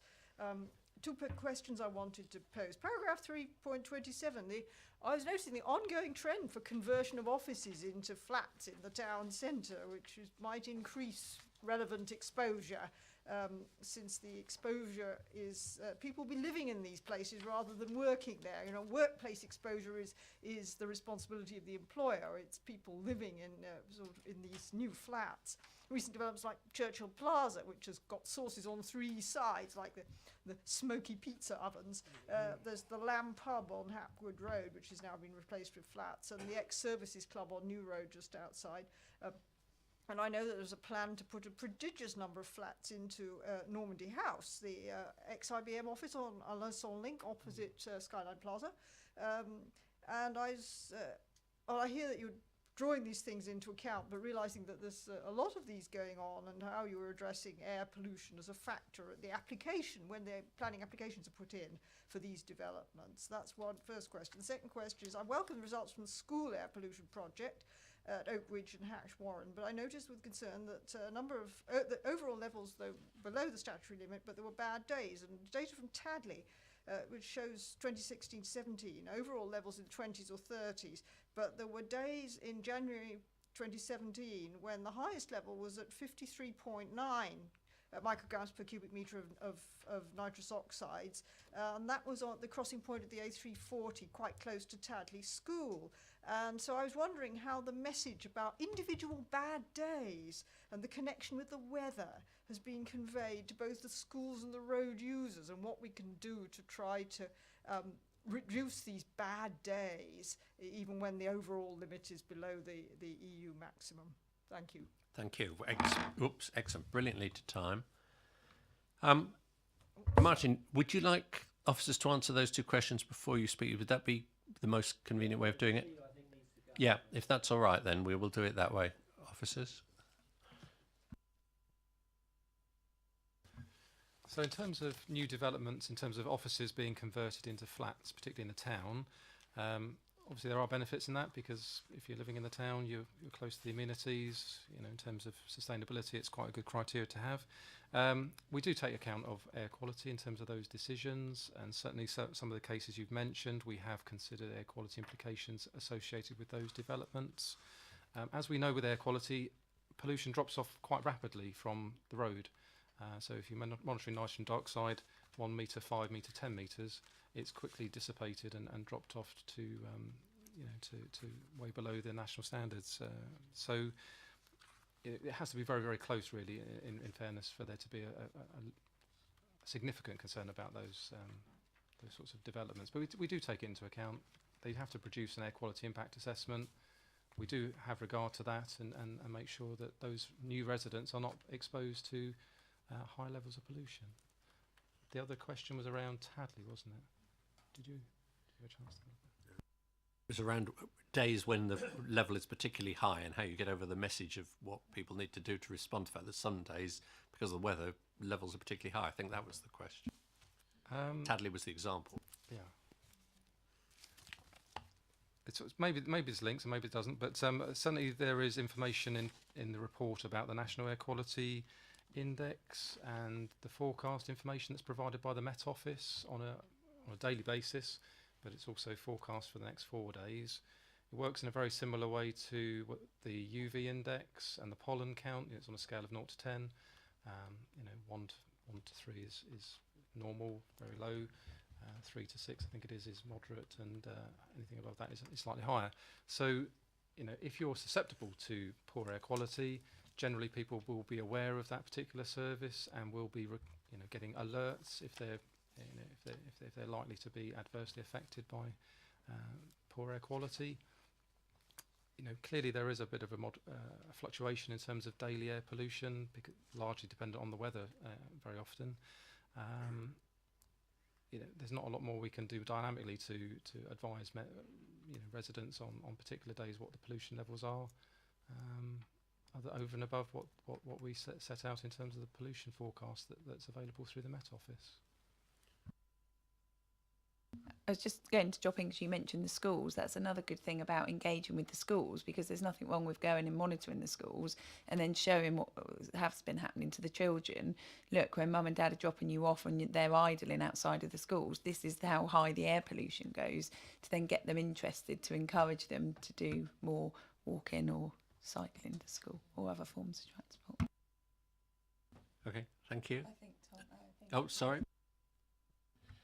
If I could just direct you to the Daily Air Quality Index charts in Appendix 5, that quite helpfully sets out the levels of concern associated with short-term exposure levels, and anything between 0 and 200 is in the low category, and that's what would be reflected and disseminated through the messaging service that is available. So while there may be exceedances that go above the 40, which is the long-term exposure average,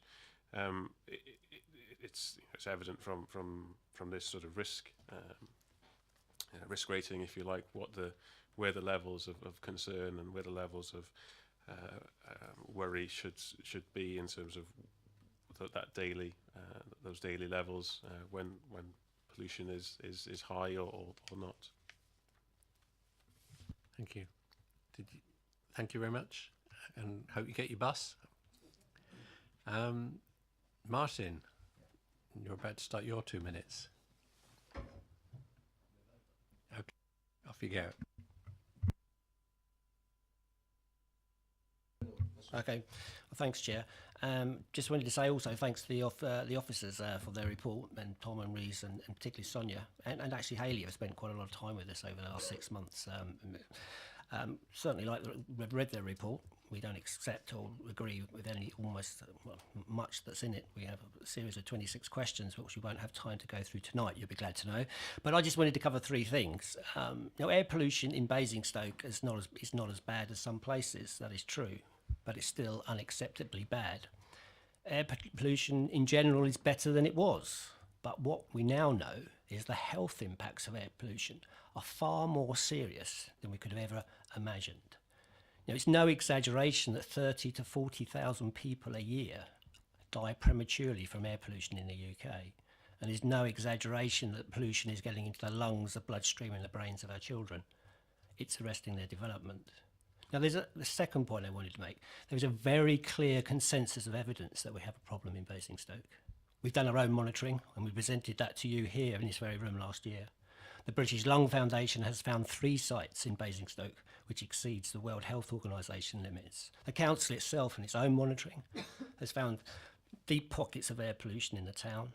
The High Court has found levels of air pollution in Basingstoke to be unacceptable. The Royal College of Paediatricians and Child Health, indeed the council's own feasibility study that was presented to DEFRA in July, made it clear that Basingstoke has an air quality problem. Lastly, we sat in this very room just 14 months ago and we all agreed, and it's in the minutes, that we would take those 8 things and do those 8 things. Now, we've stuck up a few more monitors and we've taken a few more down. We have produced an air pollution awareness stickers, but there are lots of things, lots of worse things that we now know that we didn't know 14 months ago. We know about the High Court. We now know about the British Lung Foundation. We now know things are more serious than we ever thought. We can't sit back and come back in another 14 months' time into this room and still have done nothing. We need to act, and we need to act now. Thank you.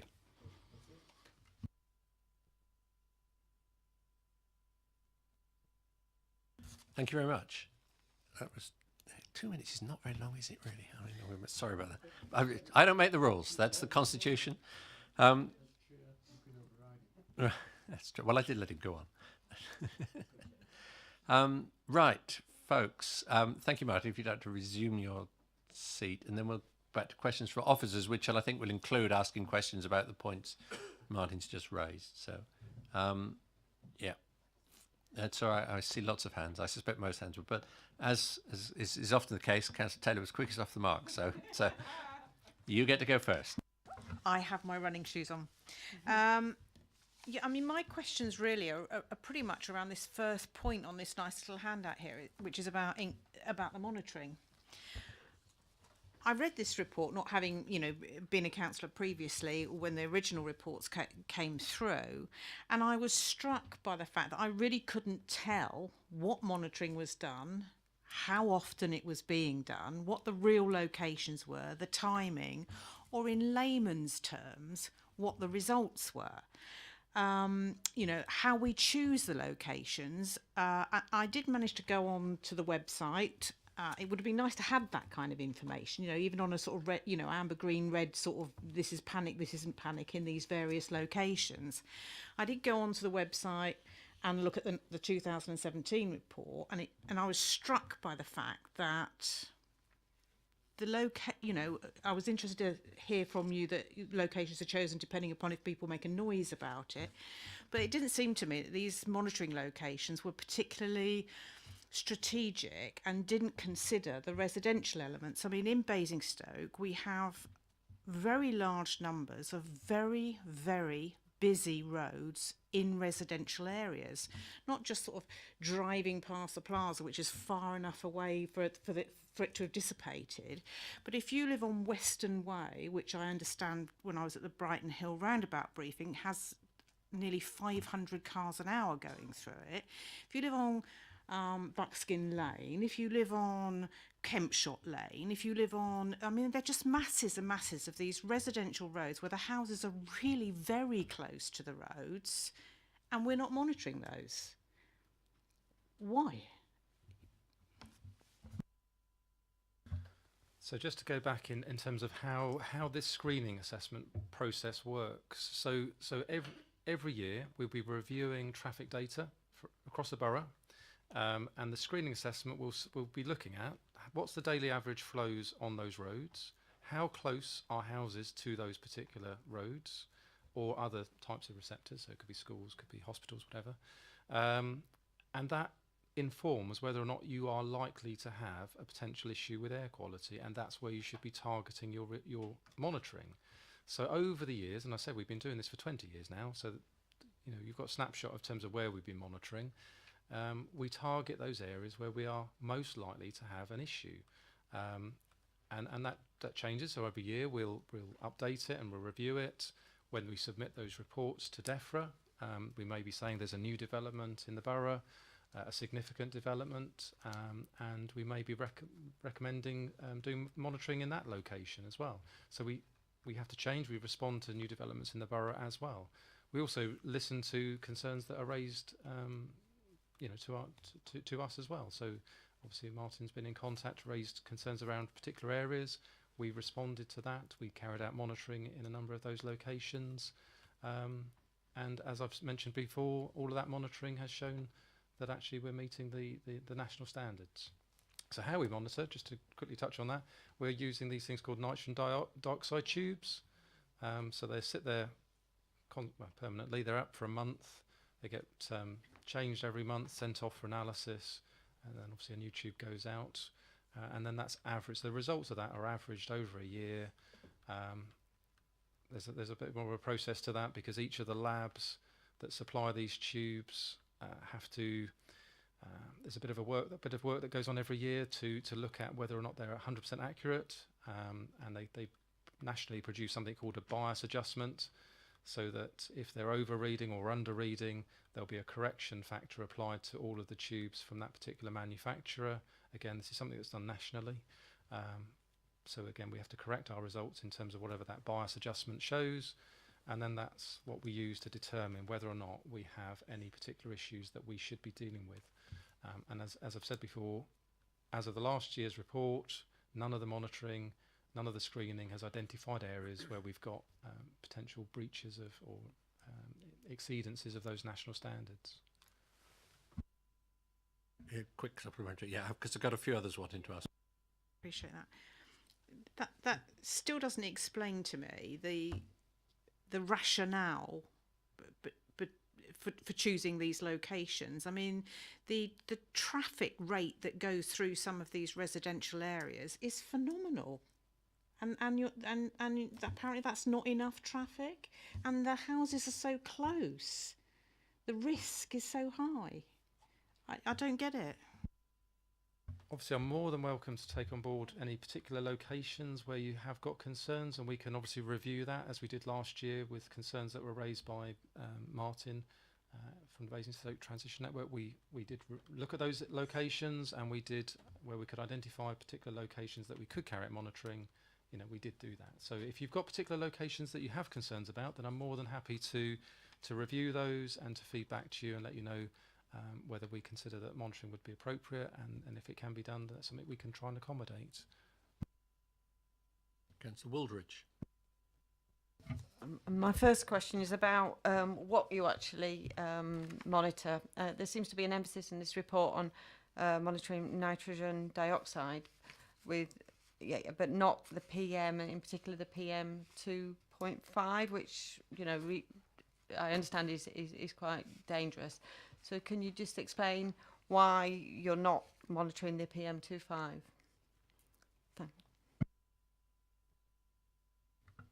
Okay, so the emissions that we have to monitor are set out in the National Air Quality Objectives. One of those is an emission known as PM10, but PM 2.5 is not one of those. It's not one of those emissions. So We have never been required to monitor that, and no local authority is required to monitor that. But PM10 is something that has been considered from the outset, has been revisited, and as Tom alluded to, forms part of the screening assessments that are undertaken to ensure that we're considering what the relevant emissions are that we should be concerned about and monitor, and if it gets to the point, then address.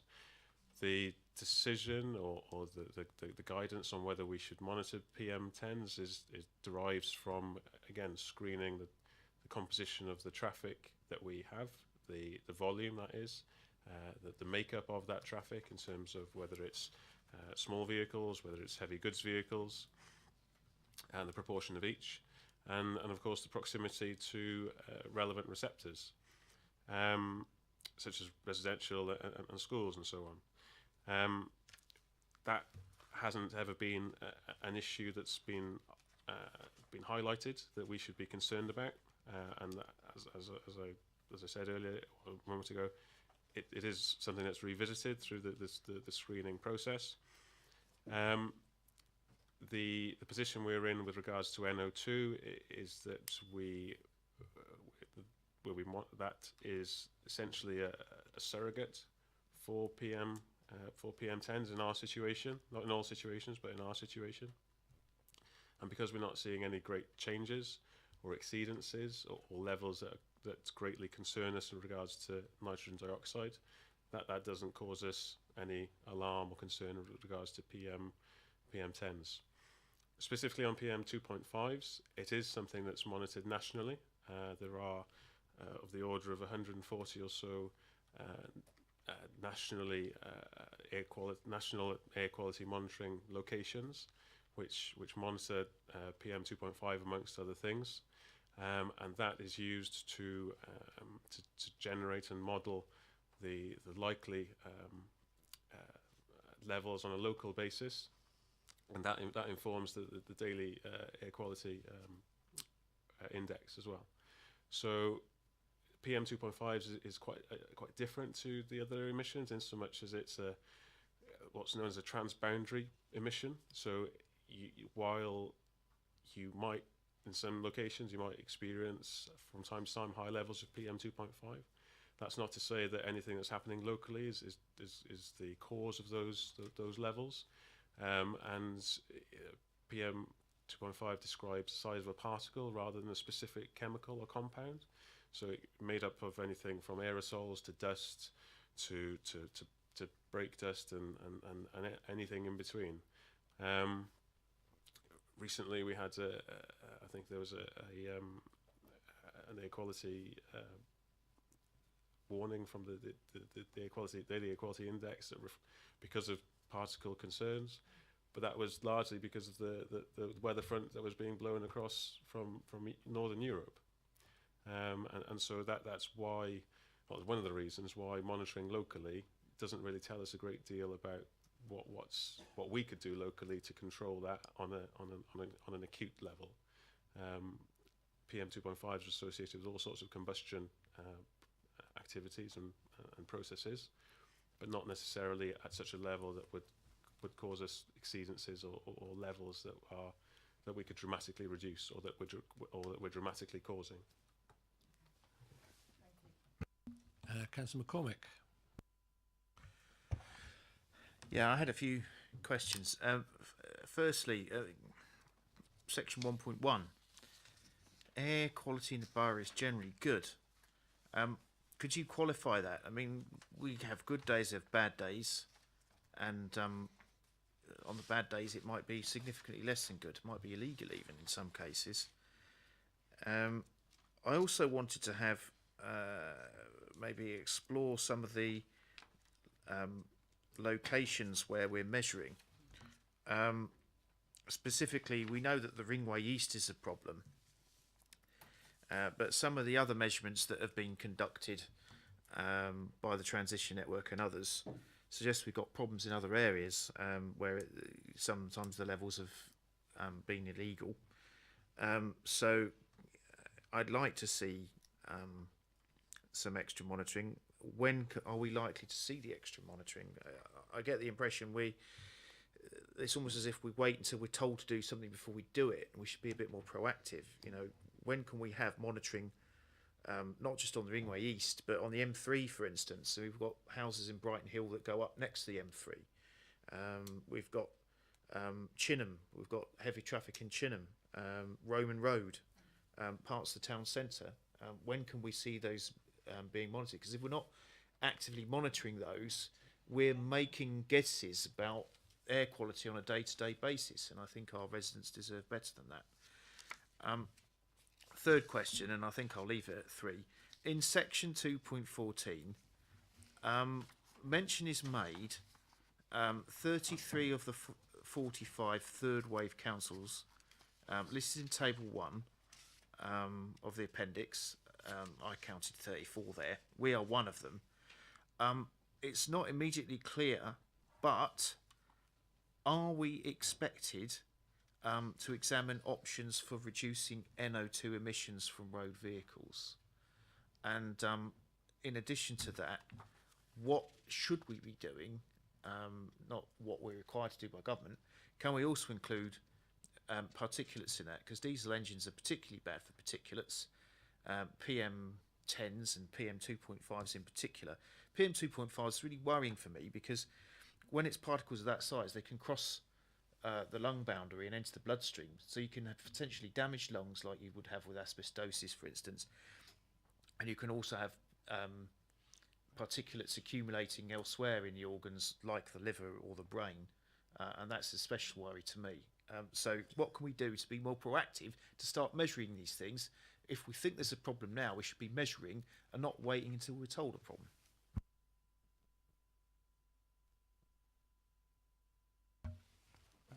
Okay, so in terms of, first question was about air quality and how I can qualify what we're saying about air quality generally being good.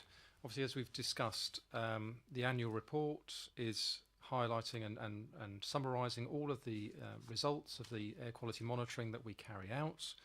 That is consistently showing us that we are complying with the national standards with regard to nitrogen dioxide in the borough. There's information in the report about the Daily Air Quality Index, which is providing data, information on air quality on a regional basis. But again, that's showing. Let me just turn to the right paragraph. Sorry, I think I've got it as paragraph 4.9. In terms of the number of days when air quality was low, 291 days. Where it was slightly higher, moderate was 70, and 4 days when pollution levels across the whole region were deemed to be in the high category. So it's just gelling together some of that information. We've got local information which is showing us what we're monitoring, is showing us that air quality is good in this area.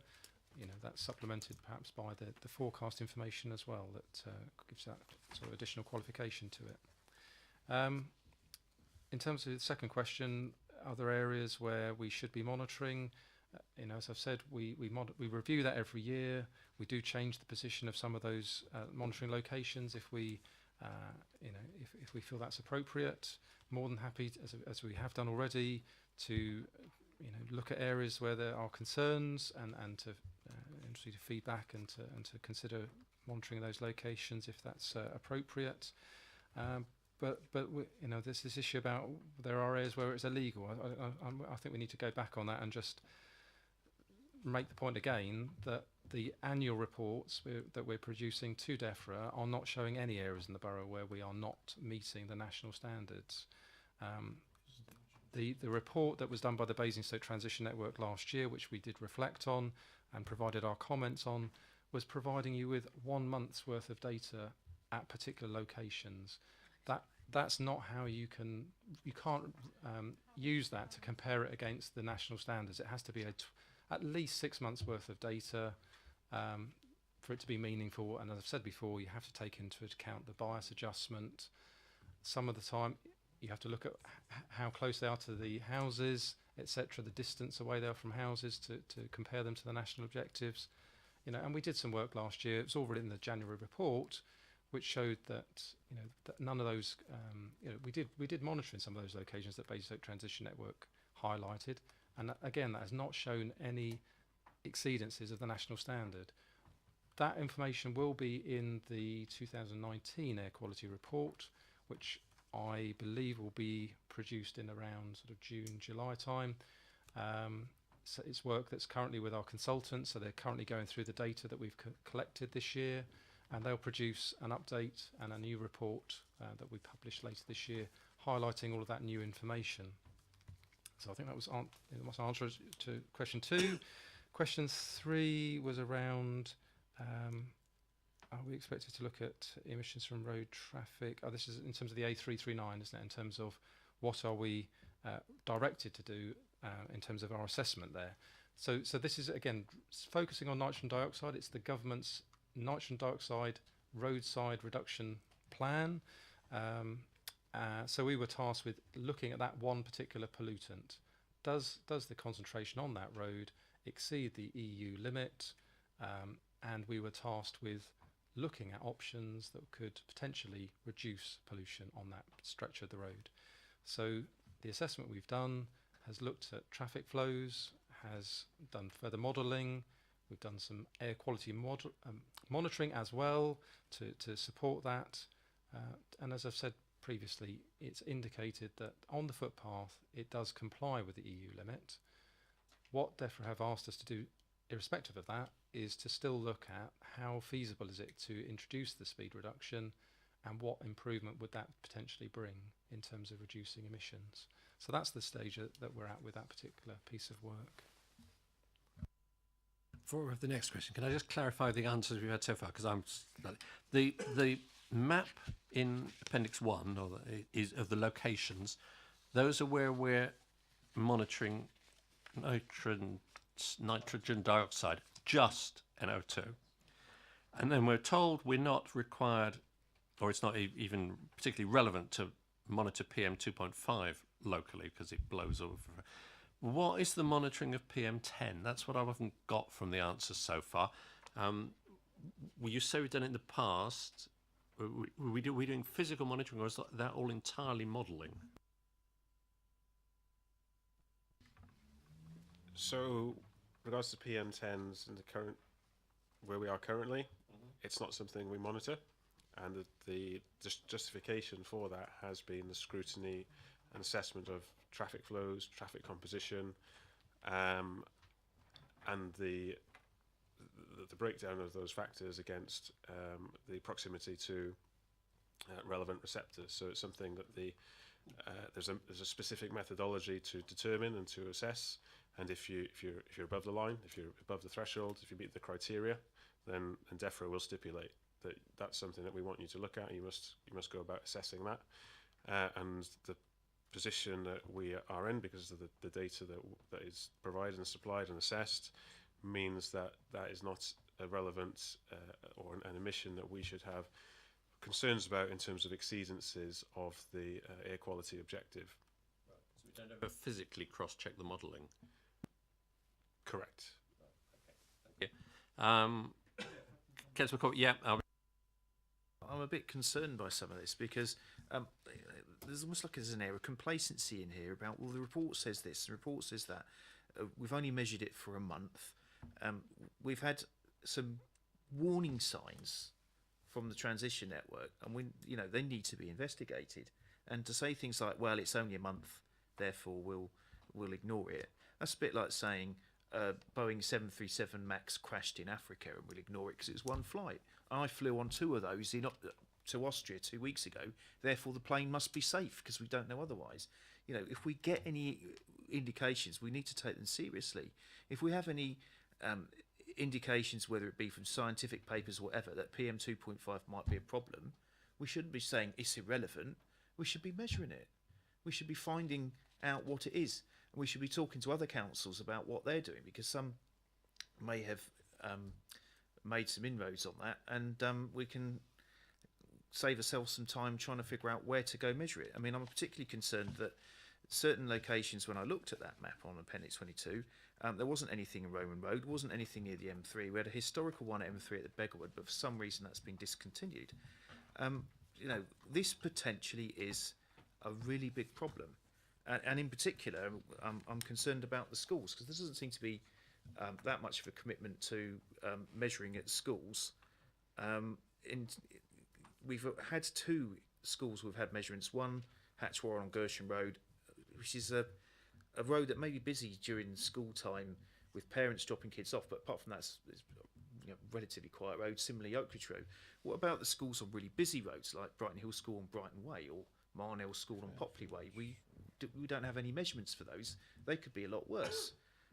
There doesn't seem to be any kind of desire to actually attack this problem and go looking for the problem areas and investigating them. Thank you. So just in relation to the BTN monitoring, we're not at all complacent about it. After Martin and the BTN group did that, myself, officers, Martin Heath, Martin Beeman, Sheila Peacock, all sat down and we had a meeting for about 2.5 hours with them. We then brought papers to this committee that dealt with it at length last January. We brought updates. We are absolutely not complacent about air pollution. We take it on board. We're doing things, cross-cutting across the council. We're looking at other things to do. We're going to be bringing papers about all the lessons learned from the Horizon 2050 issues. So it's wrong to say we are not. We're just ignoring what the Basingstoke Transition Network did. We did a lot of work with them and continue to work with them, and we're not ignoring it. We're just making the point. And well, you said we're complacent about it, and I don't agree that we're complacent. We're doing a lot of work, and we're happy to, it says in the report we're happy to work with the organisations, and we'll continue to do so. In relation to monitoring, Tom has said on a number of occasions this evening, if there are areas of particular concern, raise those, and they will be considered, and if necessary, monitored. We can't commit to monitoring them now because Tom and the team need to look at that, but he's committed to doing that if there are areas and they can be considered. So work is being done, and with the schools, the council is more than happy to work with the schools. We're working, Sonia, one of our officers, works alongside the Hampshire County Council with their schools team. We have been doing work with schools, and I'm happy to do work with schools, and us as councillors should be happy to encourage children to speak to parents and teach them about air pollution. So it is about driving, not driving to school, not idling outside of school and switching your engines off, all these different things that are behaviour changes and behaviour led, and we can all do our bit as well. But I can assure you this council is absolutely not complacent about air pollution, and we are doing things, we want to do things, and we will be doing more. Okay, thank you. Councillor Jones. It's. I think the main thing I want to bring up, a couple of points, but new developments. I've got major concerns. I've raised them at full council slightly, and with the portfolio holder on many down. And the leisure centre. Now at the moment it goes down Worthing Road by Roman Road under the bridge, down Worthing Road, then along towards the fire station. Now we're going to get obviously extra building, extra cars, but we're not. I don't believe we're looking at the whole of the picture. We're only looking at the development. We're not looking at what's going to happen once these people have moved in, how the traffic flows are going to be, or anything like that, because we're on old infrastructure for a start, which cannot be changed. We've got houses sitting on Worthing Road, actually sitting on Worthing Road where their doors actually open onto the path. You've got just by Roman Road Bridge, you've got houses sitting like that. Now that road stops at peak times now, and my concern is we don't seem to be doing may not be the right word, but doing something about raising the issue through officers and through councillors. How do we get round it? Because yes, I want to see many down, don't get me wrong, I think we need the extra houses, but we've also got to protect the people still living in the old houses, because I believe we're going to have a lot of rat runs through Chiltern Way or down Old Kempshott Lane to get to the M3 junction, 7, isn't it? And we don't seem to be looking at these issues, and I have major concerns why there isn't a paper just on that alone. So perhaps we should be looking at. I'll look at the chairman. Perhaps at this committee we can actually raise that issue. I think you'll get an answer, but we'll come back to that. I've got other questions. Just to assure you that, all those things are absolutely top of the agenda. They're discussed regularly. I've always making the point that the leisure park has got to be a sustainable development. You know, I think even said in my budget speech at full council, that is a big commitment from this administration, that we want to look at that. We are looking at it, and we want to make sure that we're encouraging more public transport there. We're taking into account, you know, there could be rat runs, all of that. None of this is being ignored. It's the same as Many Down. We want to make sure that's designed and built in a way that takes into account all things green and environmentally friendly, and all of that, I can assure you, is being considered at the present time and is top of the agenda. And our executive, well, can we say our executive director Neil Taylor also have a word, and then we'll come back to you. Yeah, okay. So probably just worth highlighting the transport package that's part of the current planning application for Many Down, which runs to some 500 pages of transport analysis and runs over all of Basingstoke town centre. It runs right up to the A339 towards Tadley. It goes all the way down to junction 7 of the M3. I'm quite happy to bring a presentation to this meeting about what the transport package is for Many Down. It runs into many, many millions of pounds. We're currently processing a HIF, Housing Infrastructure Fund bid for £60 million for transport improvements to existing road networks, and there is a plan as part of the outline planning application for a new cycle route which runs through Winklebury and down into town, so that there is an unfettered cycle route all the way through. There's also the County Council have insisted as part of their transport plan on a high-speed bus link from Many Down into the railway station, which also goes past the leisure park and would be able to be used by leisure park customers to get in and out of town. However, that is a large and complicated document. I'd be quite happy to bring a presentation to this committee at some stage, if you'd like that, from the transport consultants on what all the transport mitigation measures are. Say, do we want to express a view on that offer? I mean, just trying to. I'm slightly concerned we're not duplicating stuff that's going to other committees, but It is going to other committees. and whether it, because sometimes the idea is to invite other committee members to go to the committee that's going to, but Councillor Jones, you come back. Yeah, I do. I am aware of some of the things you were saying. I must admit, I haven't read the blooming document. I haven't even tried to. But I'm talking about in conjunction with this new leisure park. And when we saw the consultants originally, the amount of car movements, and they assured me it wouldn't go down Kempshot Lane, it wouldn't do this. Absolute nonsense. You set your sat-nav outside of Basingstoke, to go to the leisure park, it puts you down Kempshot Lane, Buckskin Lane, things like that. We have not really discussed the whole issue. We've discussed Many Down, which is fine, it's a big, but the leisure centre at the same time, we don't. It should all be done at the same time. I'll get off that subject. I think we covered that, because you're not going to answer it, but my views are there for the public to hear. And The other thing, sorry, I've got some other questions. Why are we not pushing in Basingstoke to get a 20-mile-an-hour speed limit outside all schools? I go to other towns, we got them. We don't seem to have to do it in our town. No, it just amazes me. We you know, people now have to. Well, for instance, we've lost a senior school from Winklebury.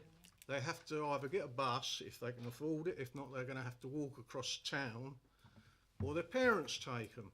They're the issues we've got.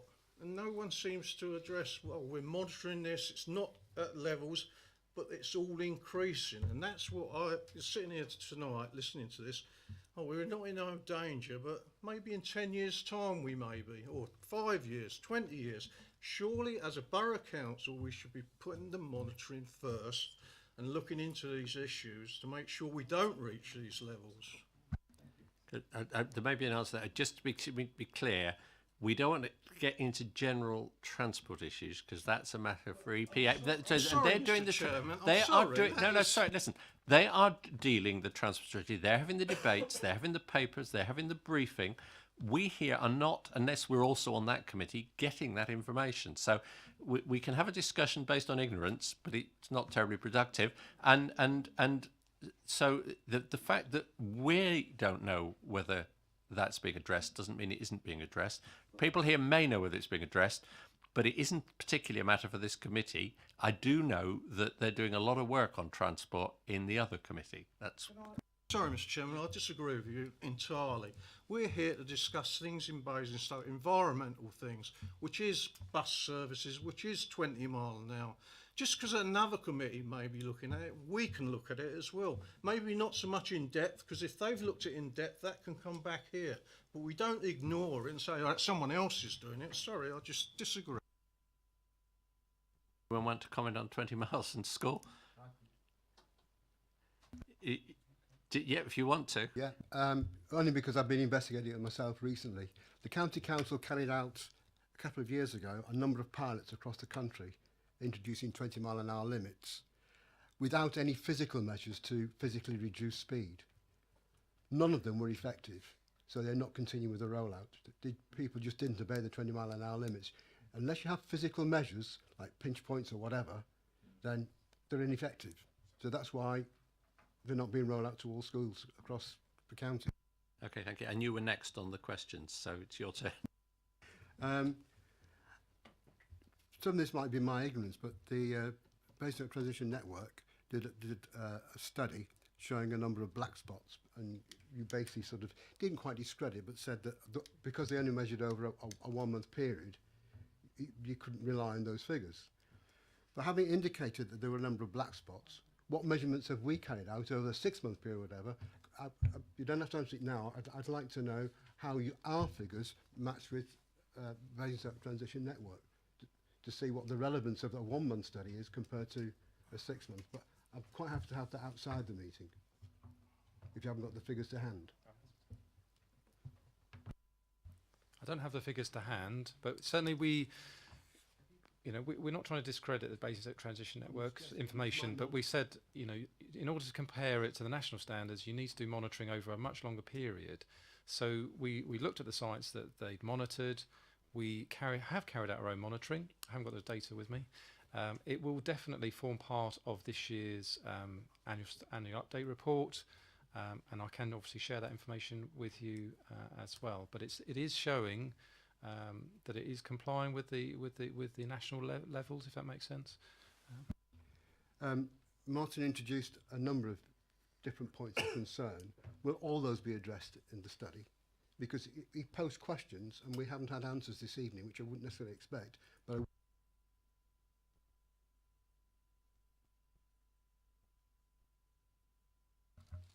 we will continue to work closely with Martin and other groups, and any concerns they've got, we will. That's fine, but reporting back here, please. That's the point.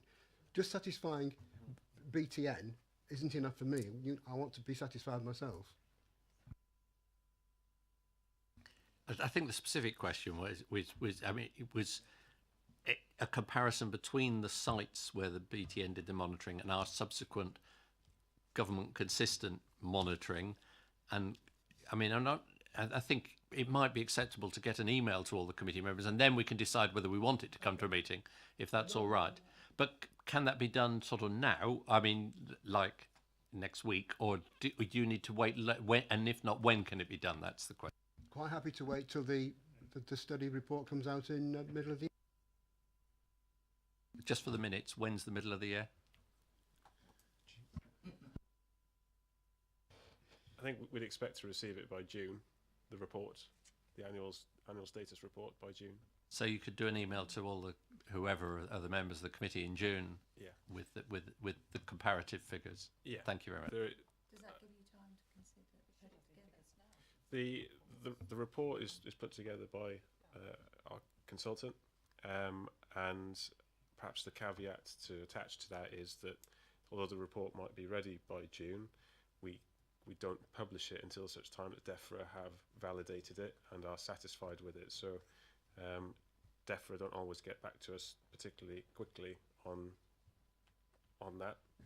So there may be a view to be taken on whether or not we can rely and take confidence from the report until such time that it's been validated by DEFRA.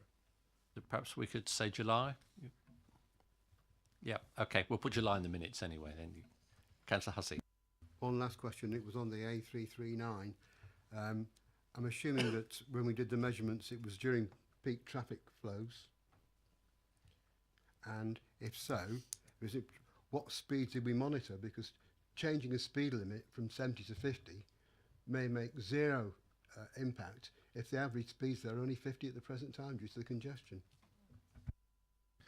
So some of the work that's gone into the modelling that's already been carried out is using Bluetooth data from vehicles. So there's a lot of traffic data with average speed, very, very accurate speed information for that road. So it varies, depending on the time of day, but all of that information, that detailed data is put into the model, and that then assesses what the impact might be if the speed limit was therefore reduced. Yeah, so clearly, although it's a 70-mile-an-hour speed limit, there are probably hours and days when, or sections of the day when the speed's travelling at a lower speed. But it's all part of this assessment. So we know what it's currently, what the traffic's currently doing. There's a lot of detailed work which is now going into what happens if you were to put in place the 50-mile-an-hour speed reduction. What would we expect to see? What would that do to improve air quality? But it's perhaps worth mentioning for new viewers that the original DEFRA work was based on the speeds that were being achieved when the roadworks were on at the Blackdown roundabout, so not terribly reliable on relevant to current speeds, which even when it's bad are a whole lot better than when the roadworks are on. I know several people are trying to come back a second time, but I've still got one or two who haven't had a go yet, like Councillor George. Thank you, Chair. I've got a number of questions, if I may, but if I take them one at a time, very simply. Look, I'm very interested. I understand the concept of using the oxides of nitrogen as an indicator pollutant fundamentally, and I understand that. And you'd normally, if you get a level of nitrous oxides of 1, you'd expect a particulate value in this sort of range, so you can use it as that, and I fully understand that concept. But can I ask, in the modelling, how do you account for industrial emissions and wood-burning stoves and things like that as well, which form part of the background? I understand the emphasis on transport because that's the primary source of pollutants, but how do you account in the modelling for all these other sources as well? So yeah, you're absolutely right. That's something that we've focused on transport discussion this evening and in the report. But as part of the screening assessment, we also have to look at what other emissions might be generated in and around the borough that could contribute to whether it be NO2 or particulate matter or any other emission. Recently, or most recently, in 2015, we undertook a detailed assessment when there was a biomass burner at Wade Road to look specifically at that sort of issue, and similarly the other activities that have been screened and looked for in the past to examine whether or not there are industrial sources, industrial activities with combustion emissions that would lead us to a point where we would be concerned and ought to be monitoring for that. The outcome of that has been that there aren't any. The outcome of the detailed assessment for the biomass, whilst it was there, was that it didn't contribute to levels that caused us concern. It's in itself, because it's a regulated process with the environment agent, with the permit, the emissions would have been controlled, and so the DEFRA again was satisfied with the assessment undertaken with regards to that specific industrial activity, that we ought not be concerned about PM10s from there. We do also, as part of that screening process is looking at the prevalence of wood-burning stove, if you like, in terms of in residential properties. So again, part of the assessment is looking at areas where there might be a high number of people who rely on that type of fuel source to heat their properties. Again, these are parts of those criteria that we would be looking at to identify any areas that we should be looking at in further detail. Thank you. But am I right in saying that you've discounted those as because all these effects are cumulative? So you've discounted wood burning stoves and industrial sources as having any additional impact on the concentrations. Am I understanding that correctly? It's not that they don't have a contribution. They do. Obviously, they do produce pollution, but they're not sufficient, if you like, to be any risk of breaching the national standards. So, you know, again, we're looking at whether it be the roads, we're looking at the traffic volumes and the type of vehicles that are using those particular roads. Are those sorts of sources likely to lead to a breach of the national air quality objectives? And and we're assessing that every year, and we've not identified areas where there would be those sorts of concerns. Yes, I understand that, but in some of the places we're dealing here with two micrograms, you know, per meter cube.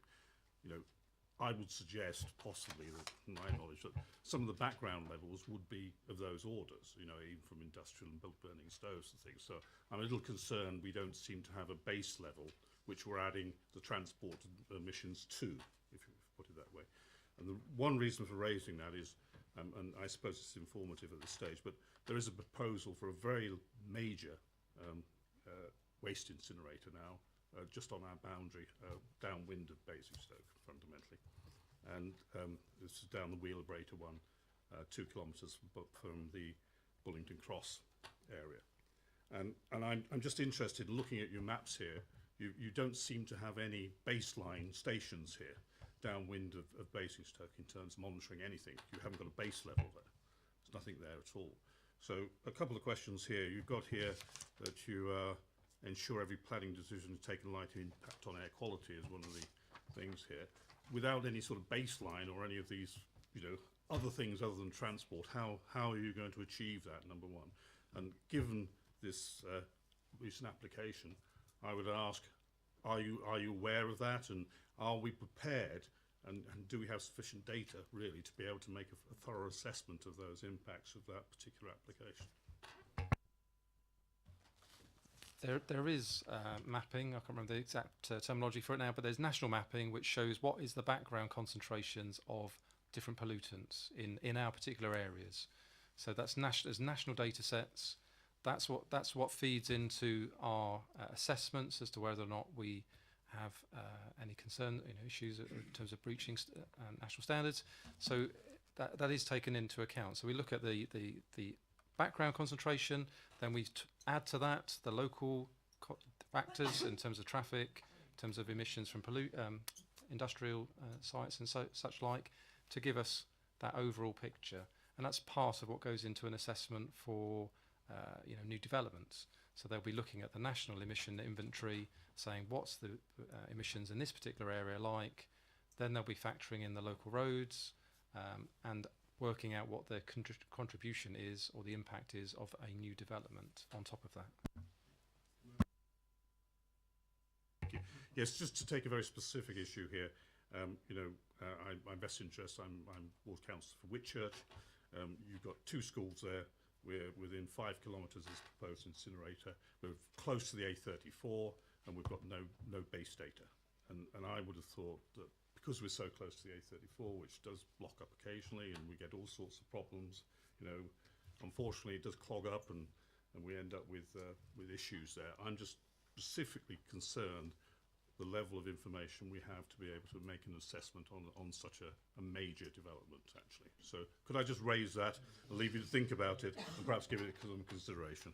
Thank you. Yeah, it's probably just worth the planning process, which Tom alluded to there, actually measures the impact on air quality, and the background air quality is irrelevant to that assessment, because you don't get to put out more pollutants just because you're in a nice fresh area, and therefore you're having less impact on the area. The energy from waste developments have to put out zero emissions in terms of particulates. So they have to have carbon scrubbers on their outputs and various other things. I can tell you, not believing me, but if you are building something like that in an area where the air quality is perfect, that doesn't mean you can put out extra emissions. So that's why I say the background is irrelevant, because you don't get to put out more just because you're in a nice area.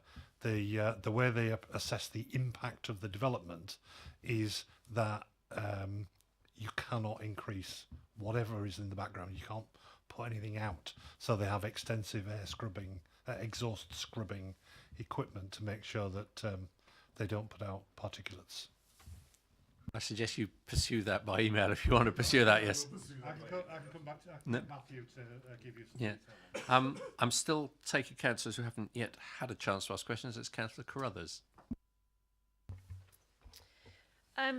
As the parent to a child with a progressive lung disease, air quality is something that I have to be very aware of. Something that, having children, that concerns me is schools and air pollution around schools.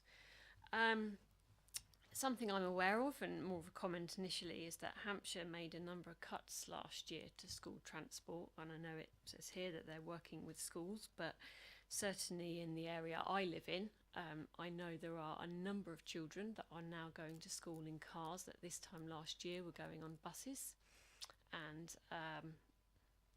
that's not a good situation when we're obviously trying to look at air quality. Just to say as well, reading here about the schools, the travel scheme, the STARS scheme, that sounds fantastic. It says here that Hampshire County Council are working with 32 Basingstoke and Dean schools. I don't know how many schools there are in Basingstoke and Dean, so I don't know what sort of percentage that is. But what I'd like to know are these schools choosing to engage in the scheme, or is that something that they're being told to do? And as councillors, are we able to find out which schools are and which schools aren't, so that we can then perhaps go and work with those schools in our role as councillors to try and encourage them to actively involve themselves in these schemes? I think from my understanding of it, they're all very willing participants in this agenda. They're not being forced to take part. There's definitely an appetite amongst those local schools to get involved with this area of work. So I can certainly arrange for us to circulate a list of the schools that are form that 32, or the number that's in the report, so that you can have sight of those. And if your local schools are not on the list, then we can certainly again either put you in touch with the school travel team at Hampshire County Council, or relay those details to them if you would like them to approach them and get them involved. Councillor Richards. Yeah, thank you, Chairman. Just a couple of small points, but one, I was interested in the forecast of air quality, and we've talked about patches of air quality where here it can be bad and there it's better and so on. I'm just wondering how regional and how precise these forecasts are, because if you a national forecast is a little bit vague, isn't it? Where you have people like Councillor Carruthers' son, for instance, who is very concerned about air quality in a particular area. So that was one part of the question. And the other thing, leading on a bit, which is a thing I've voiced in this committee before, which I'm particularly keen about, is this leaving cars idling. I mean, I get really annoyed. I've knocked on windows of people that they sort of sitting there eating their sandwiches and the engine running. I've nearly got my face punched in more than once. But it is, and as I mentioned before, I used to live in Switzerland, where actually there are legal obligations. If you leave your car idling for more than about 10 seconds, you are actually breaking the law. So I see your stickers to go in cars here, excellent. But how are these being pushed, and how widely are they? Are they really? I haven't seen any. I don't think I've been aware of seeing any in cars yet. So I'm just wondering how you're going to get this thing. Everyone with one of these stickers in their car, because I think it's a really good message. If I can just quickly, on the car stickers, they've only just been printed. We're giving them out. I've met with Brownlee Parish Council recently. They've agreed to take some. Been speaking to our local MPs. They've agreed to take some. So, you know, it's just getting the message out there. So the more you can do, if you want some for your parish councils or whatever, let us know, because happy to really push that. And just officers might correct me. So on this issue about having these no idling zones and things, the law at the moment here is that you can't. There's stuff in the press recently, but we don't really have much power until an air quality management zone, or whatever it's called, has been made, which seems ridiculous, because that really is then the government saying, if you've got a problem, you can then have powers to do something about it. But surely it should be the other way around, that we should be able to do things to stop there being an air quality problem in the first place. So I have recently met with Maria Miller about that, and she is taking that back to government, and I've actually got an email today saying that's being looked at, and she's trying to push that through, because it would be good if we could have those powers to do things instead of waiting until there's a problem. If I can answer the question on the regionality and the forecast. So we here in Basingstoke and Dean are in the southeast region. That stretches as far south and as far east as Brighton, captures Portsmouth and that sort of south coast. It's quite a large area, and so it's the aim of the tool, I think, is just to give people as much information as is possible based on the monitoring that is done at the monitoring stations within that region, to give an overall as best information as can be obtained, an overall picture of the air quality on a given day. So that's broadly the sort of region that we're in. Yeah. Okay, now we're going back round for subsequent questions, and we're back to Councillor Taylor. Oh, well, I saw yours first, but you can go whichever order you like. You're the two that are on the list, so. Yeah, just a couple of more questions, and then I'll allow others to have a go. Question about the new fleet of waste collection vehicles and the sort of replacement vehicles for grounds maintenance teams. You know, I appreciate that they're at Euro 6 emission standards, but was any thought given to providing electric vehicles? Was that looked into as an option? It would be great to set that sort of example. So that's the first question. And then the second question, there's some laudable statements in the document about encouraging cycling and walking, but you just wonder more about sort of specific targets and measurements about how that's been met, really. So those are my two questions. Thanks.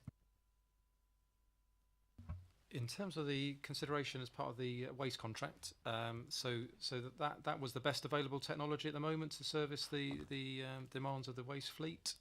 You know, they've got electric tail lifts on them instead of being powered by the diesel engines themselves. They're electrically powered, obviously a lot quieter and less polluting. And Serco, as part of their bid, have laid out a number of different actions that they're committed to during the term of the contract to reduce the environmental impact of their activities. So it's something that's not just they bought new vehicles, that's the end of the story. They've committed to looking at their environmental impact on an ongoing basis and mitigating that impact in the longer term. So that's something that we'll be working with them to look at how they're going to reduce the overall impact of that particular aspect of the service. Do you want to hand over to Reece?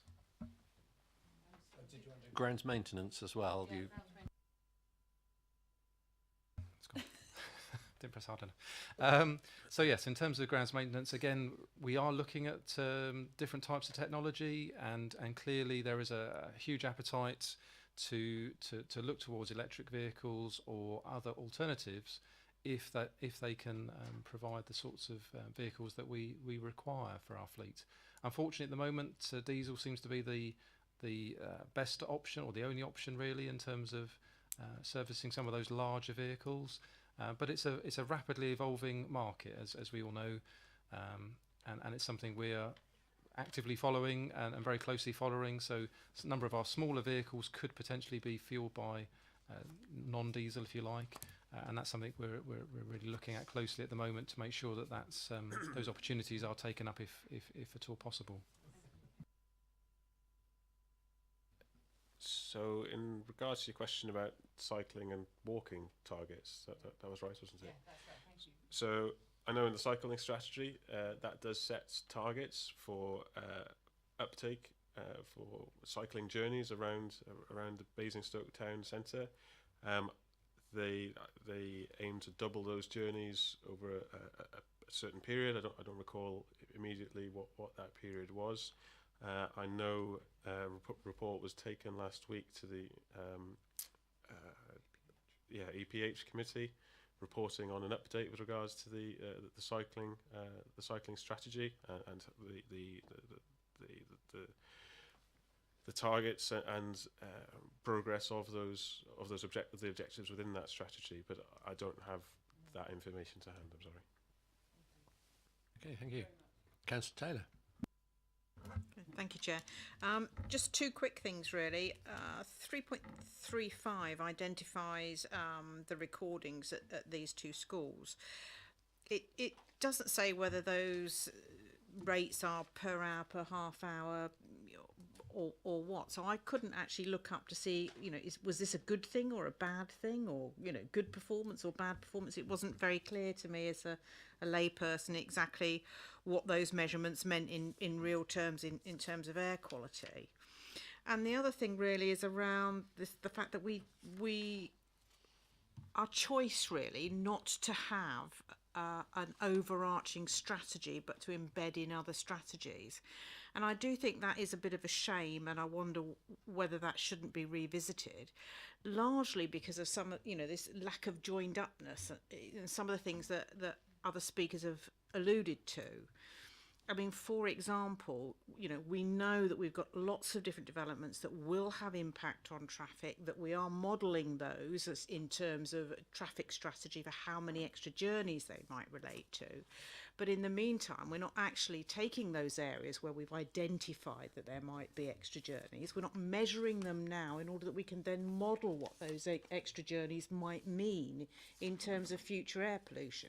And I think this lack of a joined up strategy, of a strategy, instead of just relying on bits being incorporated in other strategies, means that we're not really joining stuff up. We're not setting overarching KPI that we're not then monitoring. So I'd really just like to know why we don't do that, and specifically what these results by the schools mean. Thank you.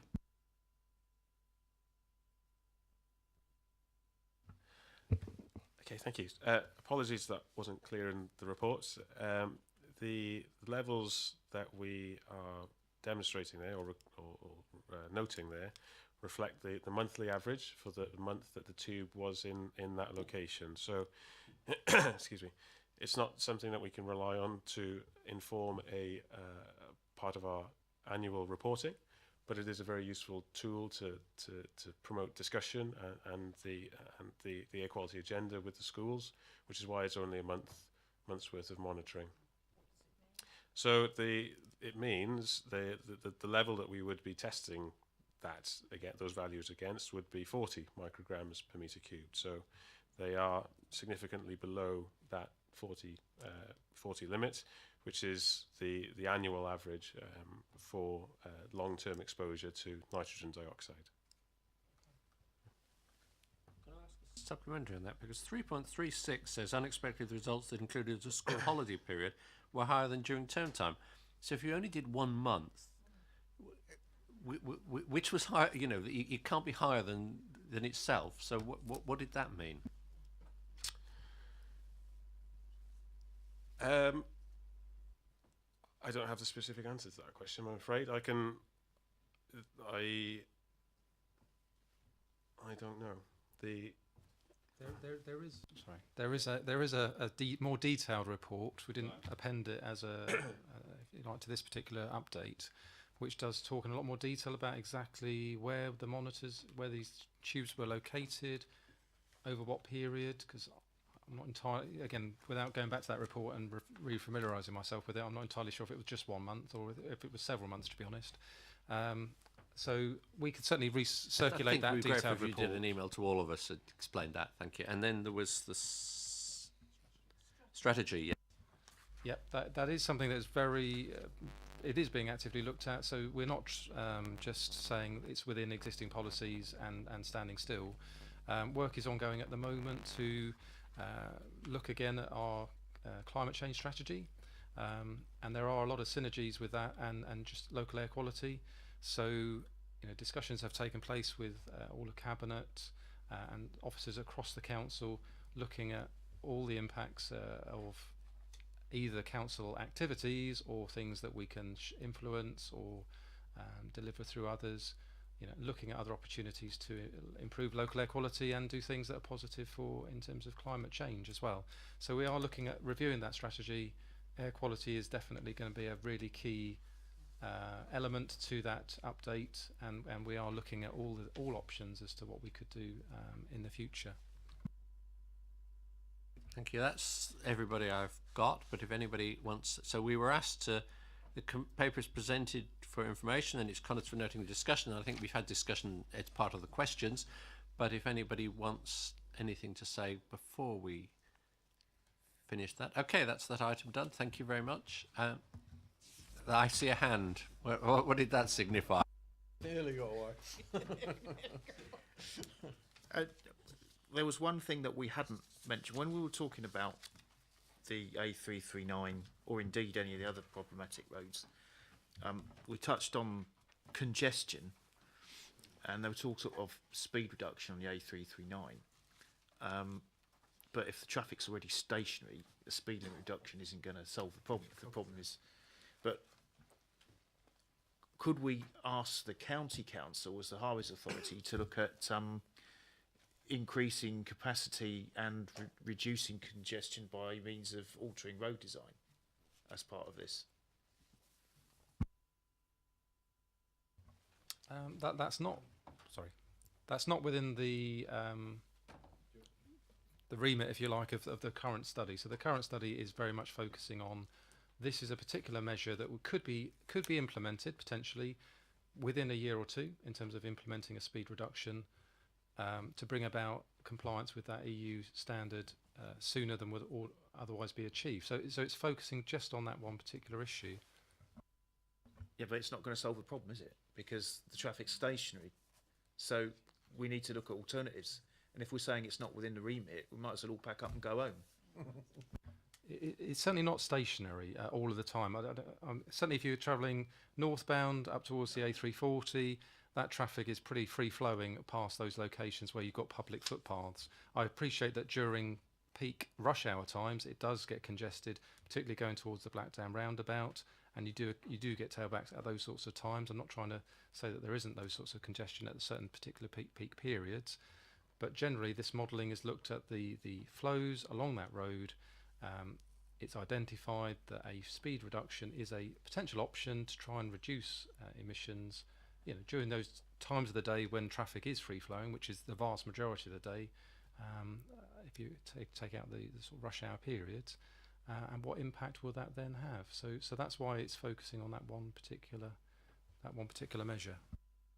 But it's a cumulative measure. So if you're saying, it's free-flowing during the day, it doesn't matter. If it's congested at certain points of the day, that's when the particulates are building up, that's when the gases are building up, that's when they're being collected by the measuring devices.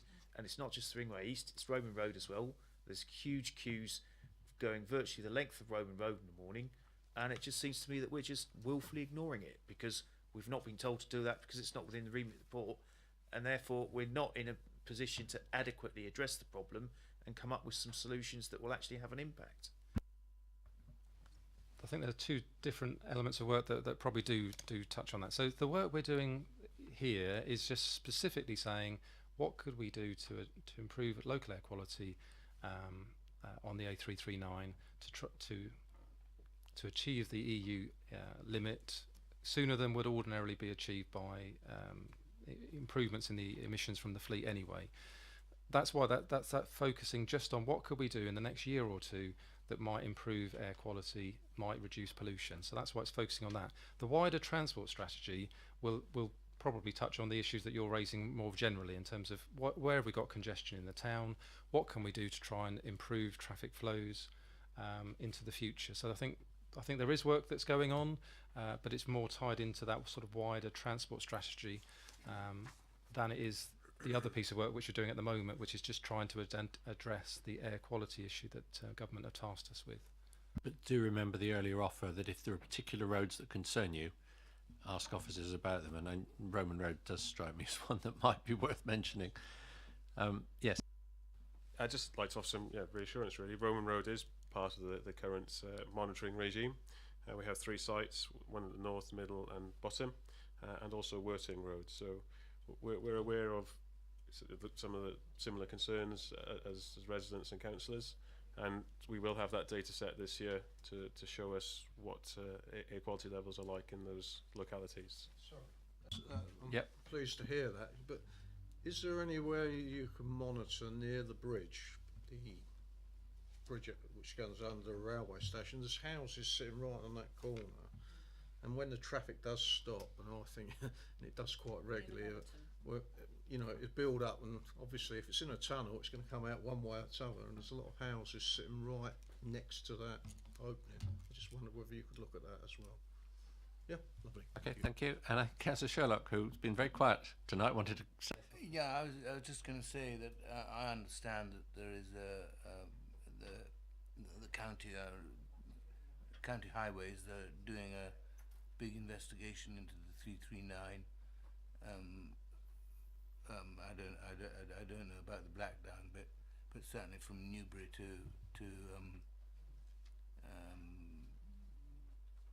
Roman Road. So it'll all be part of it. Excellent, thank you.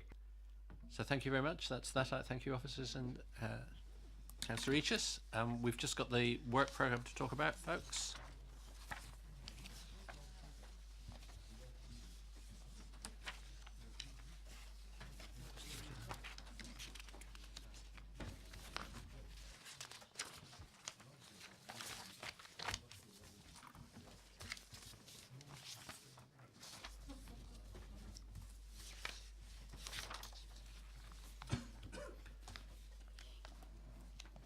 Right. Let me say the bits I want to say, and then so last time, because someone reminded me that I'd forgotten it, we talked about getting timetabled the ice rink and the point about managing borough land for biodiversity, and we decided that the priority from this committee for June was the ice rink, and that is now duly on, so that will come in June.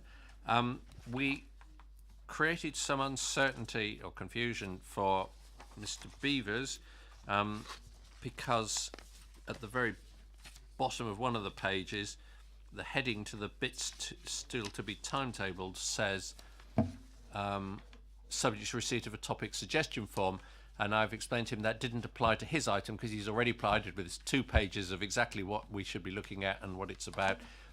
So I'd like to recommend that we timetable that for July, because there's nothing currently in July, but with the pointing out that it's currently shown as appropriate to Councillor Raffel, whereas I think it should be a biodiversity one, and Councillor Eachus should be coming back as the portfolio holder, so we'll get that changed.